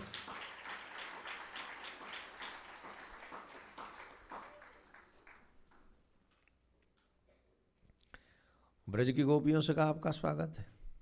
जानती हो, रात्रि में घर से अकेला निकलना ठीक नहीं, जाओ अपने अपने पतियों की सेवा करो। पतिव्रता स्त्री में बड़ी पावर होती है। जितनी भी बच्चियां यहां बैठी हैं, सावधानी से सुनिए। जितनी भी सुहागिन देवियां बैठी हैं, ध्यान से सुनिए। आप लोगों के ऊपर बहुत जिम्मेदारियां हैं। जितनी भी सुहागिन माताएं बहन बैठी हैं, जिनके पति थोड़े ठीक हैं, मतलब थोड़ा मतलब कभी कभी फाइट फूट कर लेते हैं, कभी ऐसे कभी, तो कोई नहीं, इट्स ओके, चलता है। लेकिन क्योंकि पिताजी रोकने वाले नहीं, भाई रोकने वाले नहीं, सासू माँ समझाने वाली नहीं, यहाँ बहुत कम लोगों के पास में सासू माँ है, यहाँ ससुर जी हैं, माताजी पिताजी भाई हैं, जिनका भय हो तो सही मार्ग पे चलें। एक चीज जो हमारे समाज से हमसे दूर किया जा रहा है, वो है हमारा चरित्र निर्माण। एक जो चीज हमें कभी समझाई नहीं गई, वो है सती का सतीत्व। अगर सती चाह ले,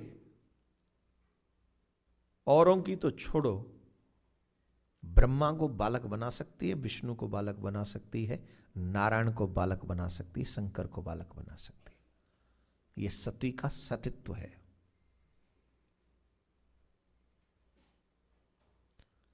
कितनी पावर है इस सतीत्व में, इस बात से कल्पना करिए। भगवान श्री कृष्ण एक उदाहरण प्रस्तुत करते हैं। एक ब्राह्मणी थी और ब्राह्मणी बड़ी पतिव्रता थी। एक दिन की बात है, ब्राह्मण देव कहीं से हारे थके आए थे और वो अपनी पत्नी की गोद में सर रख के सो गए थे। पत्नी उनका सर दबा रही थी।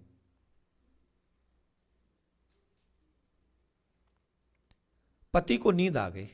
पति नित्य यज्ञ किया करते थे, सामने यज्ञ कुंड था। उस यज्ञ कुंड में अभी भी अग्नि जल रही है। उन्हीं का एक छोटा सा बालक था, घुटनों के बल चलता था, अबोध बच्चा था, उसे अग्नि जल इसका कुछ पता नहीं था। तो घुटमुन चलते चलते वो अग्नि कुंड की ओर जाने लगा। और जब वो अग्नि कुंड की ओर जाने लगा तो मां की दृष्टि उस पर पड़ी। उसकी दृष्टि तो नहीं है क्योंकि वो तो अग्नि कुंड की ओर जा रहा है। मां की दृष्टि पड़ी। छोटा सा अबोध बालक जो अग्निकुंड की ओर बढ़ चुका। बड़ी सावधानी से सुनना। उस मां ने अपने बच्चे को अग्निकुंड में जाते हुए देखा तो मां ने सोचा कि मैं मेरे बच्चे को अगर बचाने उठूं तो मेरे पति का सर मेरी गोद में रखा है, तो मैं बचाने जाऊंगी तो पति को उठाना पड़ेगा। पति उठेंगे तो मेरा पतिव्रत धर्म नष्ट हो जाएगा, क्योंकि मेरे कारण पति की निद्रा भंग हुई। शास्त्र ऐसा कहते हैं, सोए हुए व्यक्ति को जगाना अपराध है। कोई व्यक्ति आराम से सो रहा हो तो उसे जगाना नहीं चाहिए। लेकिन दो को जगाया जा सकता है, एक बेटे को, एक शिष्य को। बेटे को अगर पढ़ने जाना है स्कूल और हम कहें हम जगाए ना, तो बात गड़बड़ हो जाएगी। और शिष्य आलस्य में पड़ा रहा और कोई स्वाध्याय न करे। कई शिष्य बहुत आलसी होते, बहुत तगड़े आलसी होते हैं। गुरुजी आए, एक दिन चाय पिला दी, काम खत्म, अब 7 दिन कुछ नहीं पूछना है गुरुजी क्या करना है। आलसी है। होना क्या चाहिए, जब तक गुरुजी चले न जाए रात दिन गुरुजी बताओ क्या सेवा करें।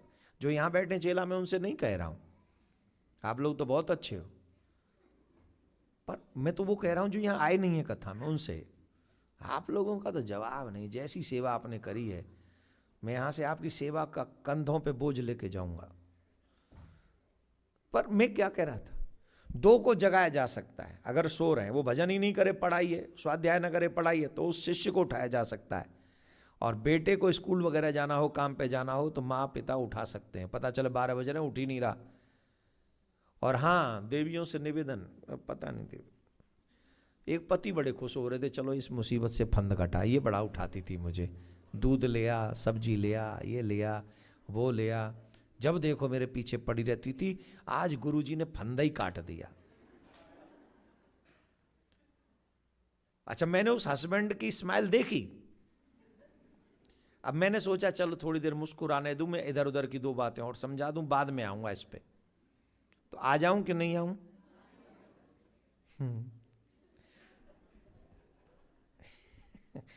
पर छोड़ो, मैं नहीं आ रहा, मैं नहीं आ रहा, अपने हिसाब से देख लो। सोते हुए मनुष्य को जगाना नहीं चाहिए, यह अपराध है। और पत्नी तो पतिव्रता है, तो वो तो पति के सुख की चिंता करती है। ये तो जग जाएंगे तो ये पतिव्रत धर्म नष्ट हो जाएगा। अब सोच रही है कि अगर पति को जगाया तो पतिव्रत धर्म नष्ट होगा, और अगर नहीं जगाया तो ये बालक अग्नि कुंड में गिरेगा और ये जल के नष्ट हो जाएगा। धर्म संकट है। अब क्या करें, पतिव्रत धर्म बचाएं या बालक को बचाएं? आप बताओ क्या करना चाहिए?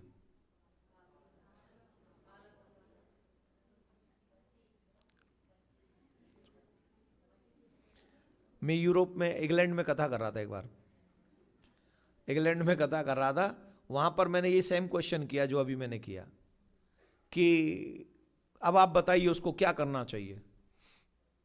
तो एक डॉक्टर थे पढ़े लिखे, तुरंत बोले इसमें क्या बताना, इसमें क्या, ये तो फिर सो जाएगा, इसका क्या है, रख दे उठा के, बच्चे को बचाया, अग्नि कुंड में गिर गया तो क्या होगा, इसका क्या, तो फिर सो जाएगा। मैं तो कई बार सो जाता हूं ऐसे, कई बार जगने के बाद मुझे कोई फर्क नहीं पड़ता। तो मेरे मुख से अचानक से निकल गया, मैंने बाबूजी यही अंतर है, अंग्रेजी इंग्लिश मीडियम स्कूल में पढ़ने के बाद आप ये आंसर दे सकते हो, लेकिन अगर कहीं भारतीय संस्कृति को आपने पढ़ा होता तो आपके मुख से ये आंसर कभी नहीं निकलता।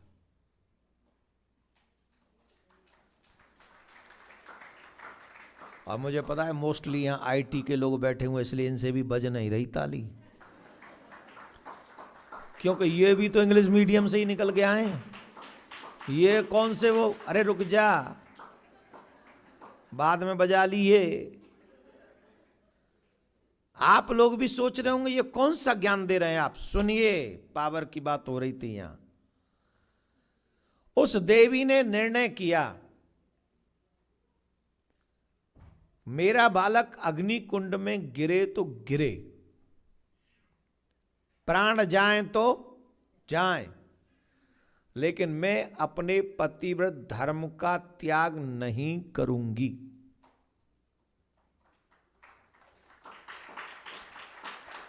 स्त्री के लिए सबसे ज्यादा महत्वपूर्ण इस संसार में अगर कुछ है तो वो है पति, और कुछ नहीं। निर्णय किया। आप कह रहे ऐसे क्यों? ऐसा ही है, और ऐसा इसलिए है, धर्म सिर्फ शब्दों से नहीं होता है, धर्म कर्म से होता है। और जब आप धर्म के पथ पे चलते हो तो आपकी परीक्षा होती है, उस परीक्षा में जब उत्तीर्ण होते हो तब आप धर्मात्मा कहलाते हो। यहां जितने भी लोग बैठे हैं ना, जितने लोग बैठे हैं इनमें से एक भी अगर कोई सच्चा धर्मात्मा होगा ना, उसके बल पे ये धरती टिकी हुई है। हम सब आर्टिफिशियल है, इंक्लूडिंग मी। आप सबसे ज्यादा आर्टिफिशियल तो मैं हूं, आप फिर भी ठीक है, लेकिन हम आर्टिफिशियल धार्मिक हैं। जैसे ही जीवन में संकट आएगा सब धर्म छोड़ के भाग जाएंगे। लेकिन अन्य लोगों में एक और अच्छी बात है, जितना बड़ा संकट आएगा उतने ही धर्म के लिए खड़े हो जाएंगे। उनमें ही विशेषता है। हमें नहीं, उसके लिए क्या, उनके लिए क्या ताली बजाएं, आप अपने लिए सोचें। तो रामचरितमानस कहता है, धीरज धर्म मित्र और नारी आफत काल परखिए। तुम कितने धैर्यवान हो विपत्ति में पता चलता है, तुम कितने धार्मिक हो ये विपत्ति में पता चलता है। पत्नी तुम्हारी सगी है, तुम्हारे साथ खड़ी है, ये तुम्हारे जीवन में विपत्ति आने पर पता चलता है। और तुम्हारा मित्र सगा है, ये भी विपत्ति आने पर पता चलता है। बोलो राधे राधे। धीरे नहीं रे, जोर से बोलना पड़ेगा। बात समझ में आई? निर्णय किया कि पतिव्रत धर्म नहीं छोड़ना। उन्होंने ऐसा निर्णय किया, उस देवी ने यह निर्णय किया ही था कि इतने में वो बच्चा अग्निकुंड में गिर गया।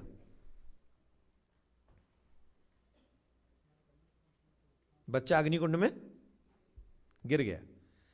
जैसे ही गिरा, उस देवी के नेत्र में एक आंसू नहीं। धार्मिक कौन? जो कठिन परिस्थिति में भी धर्म पर खरा उतरे। और इससे बड़ा खतरनाक समय नहीं हो सकता कि पुत्र के प्राण दांव पर लगे हों। हो सकता है? जवाब दीजिए। नहीं हो सकता, बिल्कुल भी नहीं हो सकता। यह कठिन समय था और देवी ने उस धर्म का पालन किया। और जैसे धर्म का पालन किया, वो बालक अग्निकुंड में गिरा। देवी के नेत्र में एक अश्रु नहीं। जैसे ये बालक अग्निकुंड में गिरा, अब सुनिए जरा ध्यान से, पतिव्रता स्त्री की पावर देखिए। इस पावर के लिए चरित्र का निर्माण होना चाहिए। अग्नि का स्वभाव है, कोई वस्तु कोई व्यक्ति गिर जाए वो सबको जला के स्वाह कर देता है, हाँ या ना? वो नहीं सोचता कि बालक है, वो नहीं सोचता कपड़ा है, वो नहीं सोचता ये लोहा है। कुछ भी गिरे अग्नि अपना काम करेगा। पर जैसे ही पतिव्रता स्त्री का बालक अग्निकुंड में गिरा, अग्निदेव थरथर कांपने लगा।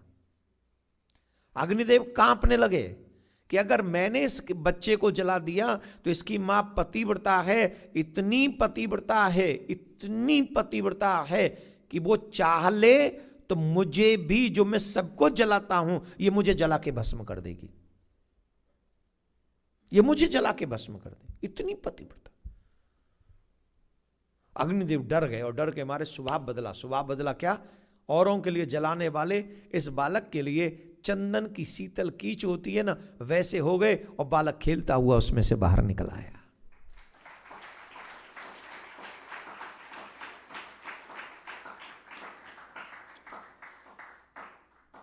Hello IT sector, please tell me, अगर मैं पहले वाले आपके डिसीजन को मान लेता या उस देवी ने मान लिया होता, तो आज वो देवी इन कथाओं में सम्मिलित होती? जवाब दीजिए। वो भी तुम्हारी तरह अपना आराम से कहीं इंजीनियर बन के आईटी सेक्टर में लैपटॉप पे काम कर रही होती, कॉल पे होती, और जैसे ही कॉल खत्म वैसे खाओ पियो आनंद करो सो जाओ। और जैसे ही 50-60 साल 80 साल के हुए और झट तुम्हें फ्रूलल फ्रूलल जो होता है वो हो हा के खेल खत्म। तुम्हें घर वाले भी नहीं पूछते, फिर उसे घर वाले भी याद नहीं करते 15वें दिन। ये पति तुम्हारा पति, यही पति, मैं पति मतलब पति। ईमानदारी से पूछो कितने दिन घर में बैठोगे मेरे बिना? आज पूछ लेना रात में, आज नहीं कल पूछना, कल कथा हो जाने दो पहले आराम से। भाई हाथ जोड़ रहा हूं, पहले आराम से कथा हो जाए, उसके बाद अपने पति से पूछना, बोले सुनो प्राण वल्लभ, हे प्राणनाथ, हे स्वामी, हमको बताओ जब हम चले जाएंगे तो कितने दिन तुम हमारे बिना घर पे बैठोगे, काम पर नहीं जाओगे? हो सकता है तुम्हारा पति जवाब ही ना दे। अब तुम तो जानती हो यहां रहना है तो काम तो करना पड़ेगा, वो होम का वो भरना है ना, MI फलाना, 10 दिन नहीं बैठने वाला, लिख के दे रहा हूं। और कितने तो रोएंगे नहीं, मन ही मन में कह रहे होंगे तुम चिंता मत करो, चलो छोड़ो, मुझे क्या, तुम्हारे घर की बात तुम जानो, हमें क्या मतलब पड़ रहा है, दूसरे के घर की बात नहीं करनी चाहिए भैया, पाप लगता है। राधे राधे बोलना पड़ेगा, जोर से बोलना पड़ेगा। कहां था मैं? भगवान श्री कृष्ण ने कहा, हे गोपियों, जाओ अपने अपने पतियों की सेवा करो, क्योंकि पतिव्रता स्त्री में बहुत बल होता है। ये प्रसंग हमने इसलिए सुनाया है, ये जो आजकल ट्रेंड चल रहा है, उस ट्रेंड से ऊपर उठ के अपने चरित्र का निर्माण हमको करना है। अगर हम चरित्रवान बनेंगे तो सब देवी देवता हमारी सेवा करते हैं, हमारी सहायता करते हैं। और ये पावर, ये शक्ति जो थी वो हमारे भारत में ही थी, लेकिन पाश्चात्य कल्चर से पहुंचाकर उस शक्ति को नष्ट किया गया। ऐसा उदाहरण एक कथा नहीं है। आप अभी करवा चौथ आने वाला है, माताएं बहन सावित्री की कथा सुनेंगी और उस दिन पूरे दिन करवा चौथ का व्रत रखेंगी। कितनी माताएं बहन पूरे भूखी रहेंगी, 3-4 दिन से ही प्रैक्टिस करेंगी, तो भूख नहीं लगे। और उस व्रत में एक और अच्छी चीज है, 4-5 बजे जम के खा के फिर आराम से ये भी खा लेते हैं ना, उसमें 4-5 बजे कुछ नहीं, पंजाबियों में खा लेते हैं, सगरी बोलते हैं, सरगी बोलते हैं, तो वो कुछ लोग ग्रहण कर लेते हैं। आप लोग शायद नहीं करते होंगे, खैर वो अपना अपना होता है। फिर भी करवा चौथ का व्रत, उस सावित्री की कहानी आप सुनते हैं, जो यमराज से अपने पति के प्राणों को वापस ले आती। वो किसका बल है? वो पतिव्रता स्त्री का बल है। ये पृथ्वी 3 पे टिकी है, सत, तप और सतित्व। किस पे? सत, तप और सतित्व। 2 चीजें। वैसे तो ये सब सत्यवादी, सत्य भाषण अगर करोगे तो पृथ्वी को बल मिलेगा, तप अगर करोगे तो पृथ्वी को बल मिलेगा, और सतित्व अगर रहेगा तो पृथ्वी को बल मिलेगा। ये तीनों कम हो गई हैं, इसलिए पृथ्वी बार बार कांप रही है। इसलिए लोग कह रहे हैं कि भूकंप आने वाला है, इसलिए लोग कह रहे हैं कि 2026 में प्रलय आने वाली है। सुन रहे हो कि नहीं? क्या आने वाला है? बचोगे? हाँ, किस किस को बचना है? माथे पे तिलक, गले में तुलसी, हाथ में कलावा, मुख में भगवान का नाम, उल्टे सीधे कामों को कर दो विश्राम और भगवान की शरणागति स्वीकार कर लो। 32 तक शुद्ध व साधु बन जाओ। कोई उल्टा सीधा खाना मत, कोई उल्टी सीधी जगह जाना मत। माथे पे हर दिन चंदन कुमकुम लगाना और मुख में भगवान का नाम उच्चारण करना। हम गारंटी से कहते कितनी भी प्रलय आ जाए तुम बच के रहोगे, तुम बच के रहोगे। लेकिन अगर बन गए मुंह में राम बगल में छुरी तो हमारी कोई गारंटी नहीं है री। कई लोग होते हैं ना, तिलक भी लगा लेते पर दूसरों को दुख देना नहीं छोड़ते, उल्टा सीधा खाना नहीं छोड़ते, उनकी फिर कोई गारंटी नहीं। एकदम जैसे भक्त भगवान को प्रिय हैं वैसे आप बन जाइए। हम दावे से कहते हैं कठिन से कठिन परिस्थिति में भी तुम्हारी सुरक्षा भगवान करेंगे। और इन बातों पे ध्यान देना। बहुत कठिन समय आने वाला है। मेरी बातों पर विश्वास न हो तो 25 से शुरुआत में से ही देख लो कि माहौल कैसा बना हुआ है, और आगे आगे देखो अभी होता है। चारों तरफ माहौल भयाभय है, लेकिन हम आपको डरा नहीं रहे, हम आपको समझा रहे हैं, कृष्ण की शरण में आ जा, सब कष्ट मिट जाएंगे, सुरक्षित हो जाएंगे। भगवान स्वयं कहते हैं योग क्षेम बहाम्यहम मामेकम शरणम ब्रज, एकमात्र मेरे हो जाओ, मेरी शरण में आ जाओ, और अपने आप को भी भगवान के हवाले करो, अपने बच्चों को भी भगवान के आश्रित करो। भगवान ने गोपियों के भाव को समझकर गोपियों के साथ में रास प्रारंभ किया वृंदावन में शरद पूर्णिमा के दिन। और जब भगवान ने रास प्रारंभ किया उसी समय कामदेव आया। कौन आया? जोर से बोली। ये तो कह के गया था ना युद्ध करूंगा मैदान का, तो मैदान का युद्ध करने के लिए कामदेव आया। और जब देखा अनेक अनेक गोपियां, और हाँ एक और बात सुन लो, इस रास में गोपी बन के महादेव भी आए। कौन आए? और ऑलरेडी महादेव कामदेव को जला चुके हैं एक बार। काम को जलाने वाली गोपी हो और काम का बाप पुरुष हो, तो बताओ वो रास कैसा होगा। एक दिन भोले भंडारी बन के ब्रज की नारी वृंदावन आ गए हैं, वृंदावन आ गए हैं।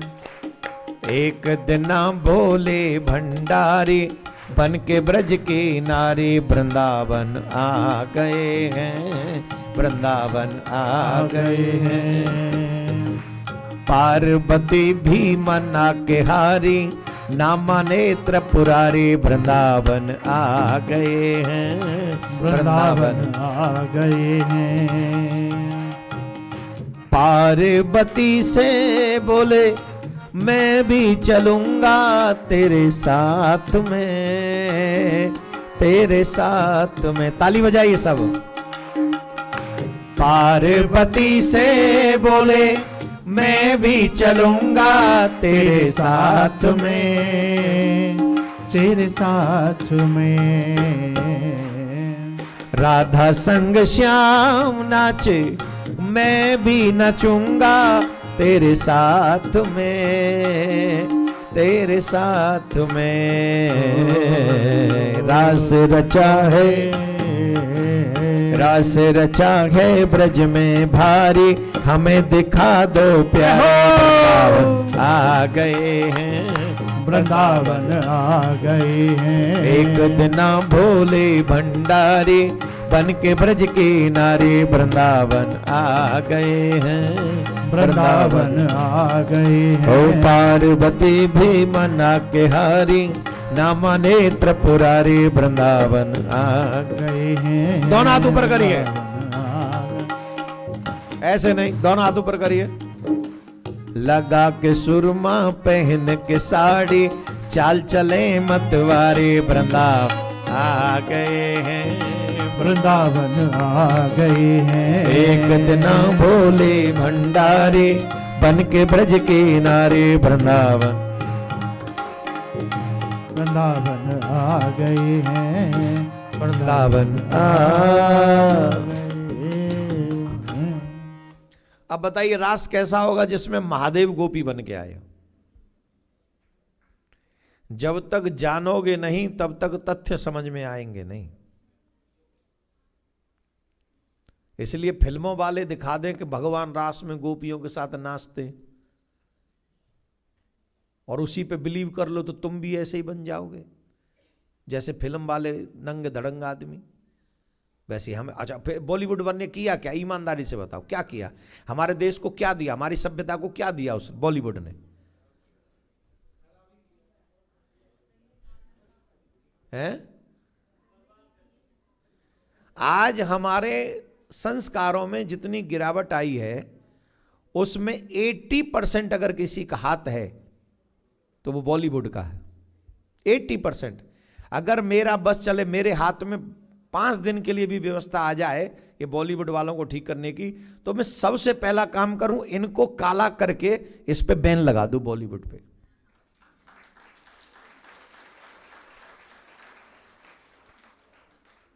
सबसे पहला बैन इन पे लगे। हर वो काम करते हैं जिससे हमारे बच्चों का ध्यान दूषित हो, मन गलत दिशा में जाए। ये बॉलीवुड वाले नहीं जानते रास किसको कहते हैं, इसलिए अगर रास को जानना है तो भागवत का पाठ करना होगा, कथा सुननी होगी। अब इस रास के प्रसंग को सुनिए। भगवान श्री कृष्ण की आयु 7.5-8 साल की है इस समय। कितनी है? कामदेव आया और भगवान पर खूब बाण चलाए, जितनी शक्ति थी सब, और भगवान ने कोई रिएक्शन नहीं किया। भगवान ने सिर्फ स्माइल की। क्या किया? बिना बाण चलाए भगवान के, बिना कोई प्रयास किए कामदेव मर गया। कामदेव मर गया, समाप्त हो गया। तब रति आई, रति रोने लगी, प्रभु मेरे सुहाग को मार दिया, मैं क्या करूं? भगवान बोले अब ये हमसे लड़ रहा था, हम क्या करें, हमने तो मारा नहीं, मर ही गया। प्रभु मेरा क्या होगा? बोले कोई नहीं, चिंता मत करो, हम जब द्वारका में आएंगे तभी हमारा पुत्र आकर बनेगा, तब तुम्हें ये पति के रूप में मिलेगा, अभी तो ये मर गया। जब हम द्वारका में जाएंगे तो वही कामदेव प्रथम पुत्र प्रद्युम्न बने भगवान श्री कृष्ण के। अब बताइए, बॉलीवुड वालों ने कभी बताया हमको? कभी समझाया हमको? हमारे बच्चों को तो ये मालूम भगवान जमुना जी के तट पे गोपियों के साथ रास करते थे। अरे रास भी करते थे तो आयु कितनी थी? फिर उसमें कामदेव कैसे मर गया? जिनकी बुद्धि नंगी, जिनका तन नंगा, जिनका विचार नंगा, उन्हें तो दुनिया नंगी ही दिखाई पड़ेगी। ऐसे लोगों पर हम विश्वास कर सकते हैं? हमें सनातनियों को अगर विश्वास करना है तो अपने ग्रंथों पर विश्वास करना चाहिए, अपने पुराणों पर विश्वास करना चाहिए, अपने साधु संतों पर विश्वास करना चाहिए।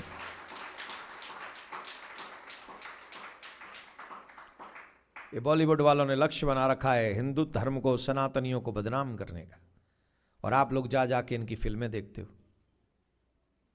नहीं, हम तो सिर्फ देखने गए थे। हाँ, देख के ही तो लेके आए कुछ। $10 दे के आए ना उसे। कितने की टिकट आती है? 15 की हो गई? अच्छा, पहले तो 10 कहते थे पिछली साल जब आए थे हम। हैं? अच्छा, बढ़ गया। मैं तो कह रहा हूं भगवान 50 की आए। मैं तो कह रहा हूं 150 की हो जाए। अब देखेंगे 150 में। अच्छा, कई इतने उदमा दें 150 में भी देखेंगे? नहीं, मत देखो, गलत। तो भगवान ने कामदेव को, या इस रास का मतलब है भगवान ने कामदेव को परास्त करने के लिए रास किया था। राधे राधे बोलना पड़ेगा।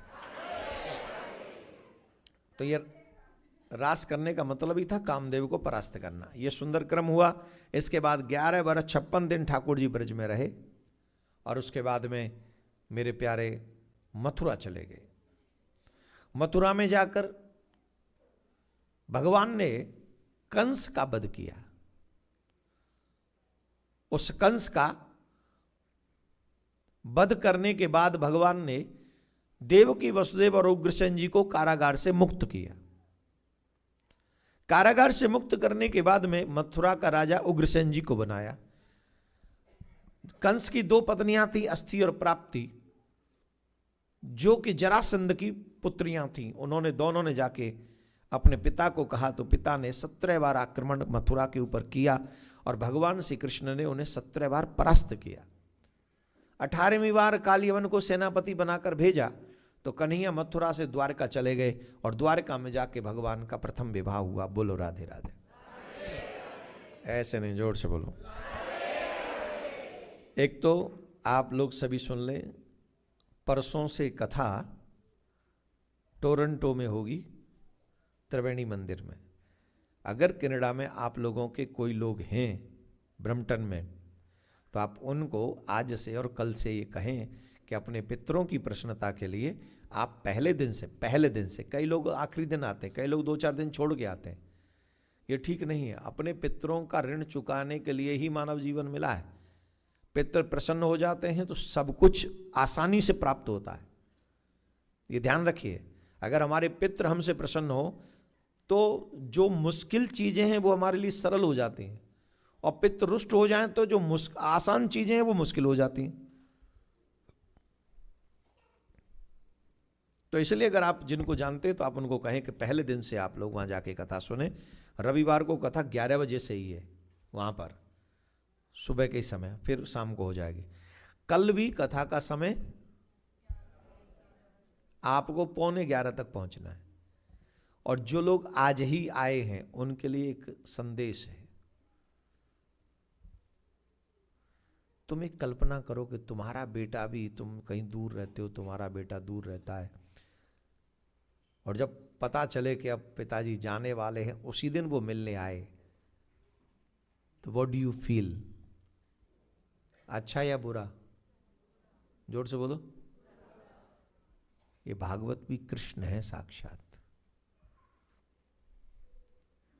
इनको भी यही फील होता है कि जिन बच्चों को मैंने टेक्सास में सेटल कर रखा है कि जब मैं आऊं तो तुम आनंद के साथ मेरा उत्सव मनाना, ये सब व्यस्त हैं अपने अपने कार्यों में। काम के बाद भी मुझे सुनने के लिए नहीं आए। मैं नहीं, ठाकुर जी कहते होंगे, सोचते होंगे, जिंदगी जब तक रहेगी फुर्सत न होगी काम से, कुछ समय ऐसा निकालो, प्रेम कर लो श्याम से, भगवान से प्रेम करो। और काम करते करते, यहाँ तो कथा भी होती है, तो दिन में कथा, जब आपका वर्किंग डे होते हैं तो उसमें शाम को कथा होती है 6 बजे के बाद। और यहाँ डल्लास में ऐसी कोई जगह नहीं है जहाँ से आप 20, 25, 30 मिनट में या मंदिर न पहुँच जाओ। 40 मिनट में पहुँच जाओगे। तो काम से सीधे यहाँ आ जाओ, फिर शाम को सियावर रामचंद्र की जय, यही तो है। घर में भी नहीं बनाना, कितनी सुविधा है। पर आलस्य के कारण या प्रमाद के कारण हमसे भगवान की कथा छूट जाती है। ऐसा नहीं होना चाहिए। कल सुबह संपूर्ण श्रीमद् भागवत कथा सुनाई जाएगी। ध्यान से सुनिए, प्रारंभ से लेकर अंत तक की कथा कल सुनाई जाएगी। तो जिन लोगों से एक आध दिन कथा मिस हुई है, अगर वो कथा सुनेंगे तो उन्हें 7 दिन की कथा सुनने का लाभ कल प्राप्त होगा। पहली आरती से आखिरी आरती तक कथा सुने। एक और बात, अब जो सोच रहे होंगे कि हम तो 7 दिन आए थे तो फिर हमारा क्या? 2 चीजें हैं यहां तुम्हारे लिए। पहली चीज तो जितना ज्ञान, जितनी नॉलेज, जितना आनंद तुम्हें आया, ये एक दिन वालों को नहीं आ सकता। पहली बात। दूसरी बात, इसी पितृपक्ष में आपको 2 बार भागवत कथा सुनने का लाभ मिला है, अगर आप कल भी इसको समय से पहुंचकर सुनते हैं। तो बताओ, तुम्हारा लॉस हुआ कि प्रॉफिट हुआ? और जितनी देर तुम यहां बैठे रहे, ये तुम्हारी लाइफ का एक्स्ट्रा टाइम है, तुम्हारी टोटल में से माइनस नहीं हुआ। तो इनका तो सिर्फ 1 आध दिन बचेगा, आपके तो पूरे 7 दिन के 2-2 घंटे बचे, तो 14 घंटे आपने अपनी लाइफ के एक्स्ट्रा कर लिए। और ऐसा कार्य सिर्फ यही हो सकता है। बोलो राधे राधे। तो आइए, हमारे मध्य में कृष्ण भगवान और रुक्मिणी जी पधार रही हैं। आप उनका दर्शन करेंगे, विवाह में सम्मिलित होंगे, उत्सव में सम्मिलित होंगे, और फिर उत्सव में सम्मिलित होकर आज हम आरती करेंगे, और आरती के बाद कल कथा संपूर्णता की ओर लेके चलेंगे। तो बड़ी से बड़ी संख्या में उन लोगों को भी बताइए जो आपके मित्र हैं, आपके इष्ट हैं, आपके लोग जानकार हैं, उनको भी अपने साथ में लेकर आइए, और उन्हें भी पितरों की प्रसन्नता के लिए कल संपूर्ण श्रीमद् भागवत कथा सुनाइए। अभी कोई खड़ा नहीं होगा, भगवान के उत्सव में सम्मिलित होइए। बोले कृष्ण कन्हैया लाल की जय, रुक्मिणी जी महारानी की जय, कृष्ण कन्हैया। तो आइए, हमारे मध्य में भगवान पधारे हैं, और ये भगवान बड़े सुंदर लग रहे हैं। हाँ, दर्शन कर। माला है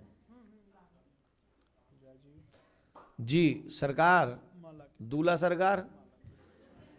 अब तो अमेरिका को तो दूल्हा है, जन हमारी भाषा समझेगा कि ना समझेगा। Hello mister Dwarkadhish, excuse me Dwarkadhish. Rukmini ji थोड़ा सा पीछे।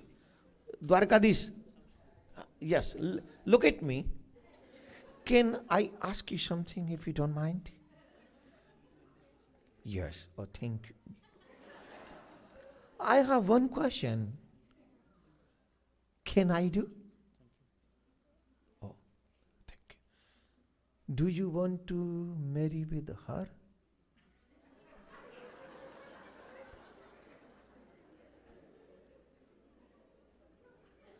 Are you thinking about it? बोले yes okay, if I hear then don't ask, just do it. Okay, it's okay, carry on. Oh yes, oh मिल गई परमिशन, मिल गई भाई, परमिशन मिल गई, ताली बजाओ. How how how how. Can I ask you Rukmini ji, do you like him? देख रही है, बोला क्या हो, ठीक है, इट्स ओके. शादी शुरू, स्टार्ट, मैरिज स्टार्ट डूइंग. बोले कि पागल हो तुम, हमसे कह रही पागल हो, हम ही ने तो पत्र दे के बुलाया है, हमसे पूछो मत, भैया का कोई भरोसा नहीं, जल्दी करवाओ. तो दोनों को माला, पहले रुक्मिणी जी माल्यार्पण करेंगी और फिर कृष्ण जी. अरे यूं बंसी बजा रहे हो गुरु, या बंसियां धर दे हो, यहाँ बंसी को समय ना है, सुदर्शन चक्र को समय है, यहाँ बहुत बज गई बंसी, आप सुदर्शन उठाओ. मंगलम भगवान विष्णु मंगलम गणध्वज मंगलम पुंडरीकाक्ष मंगलाय तनो हरि. स्वस्ति न इंद्रो वृद्धश्रवाः स्वस्ति न पूषा विश्ववेदा. बोले द्वारकाधीश की, कृष्ण कन्हैया लाल की, आज के आनंद की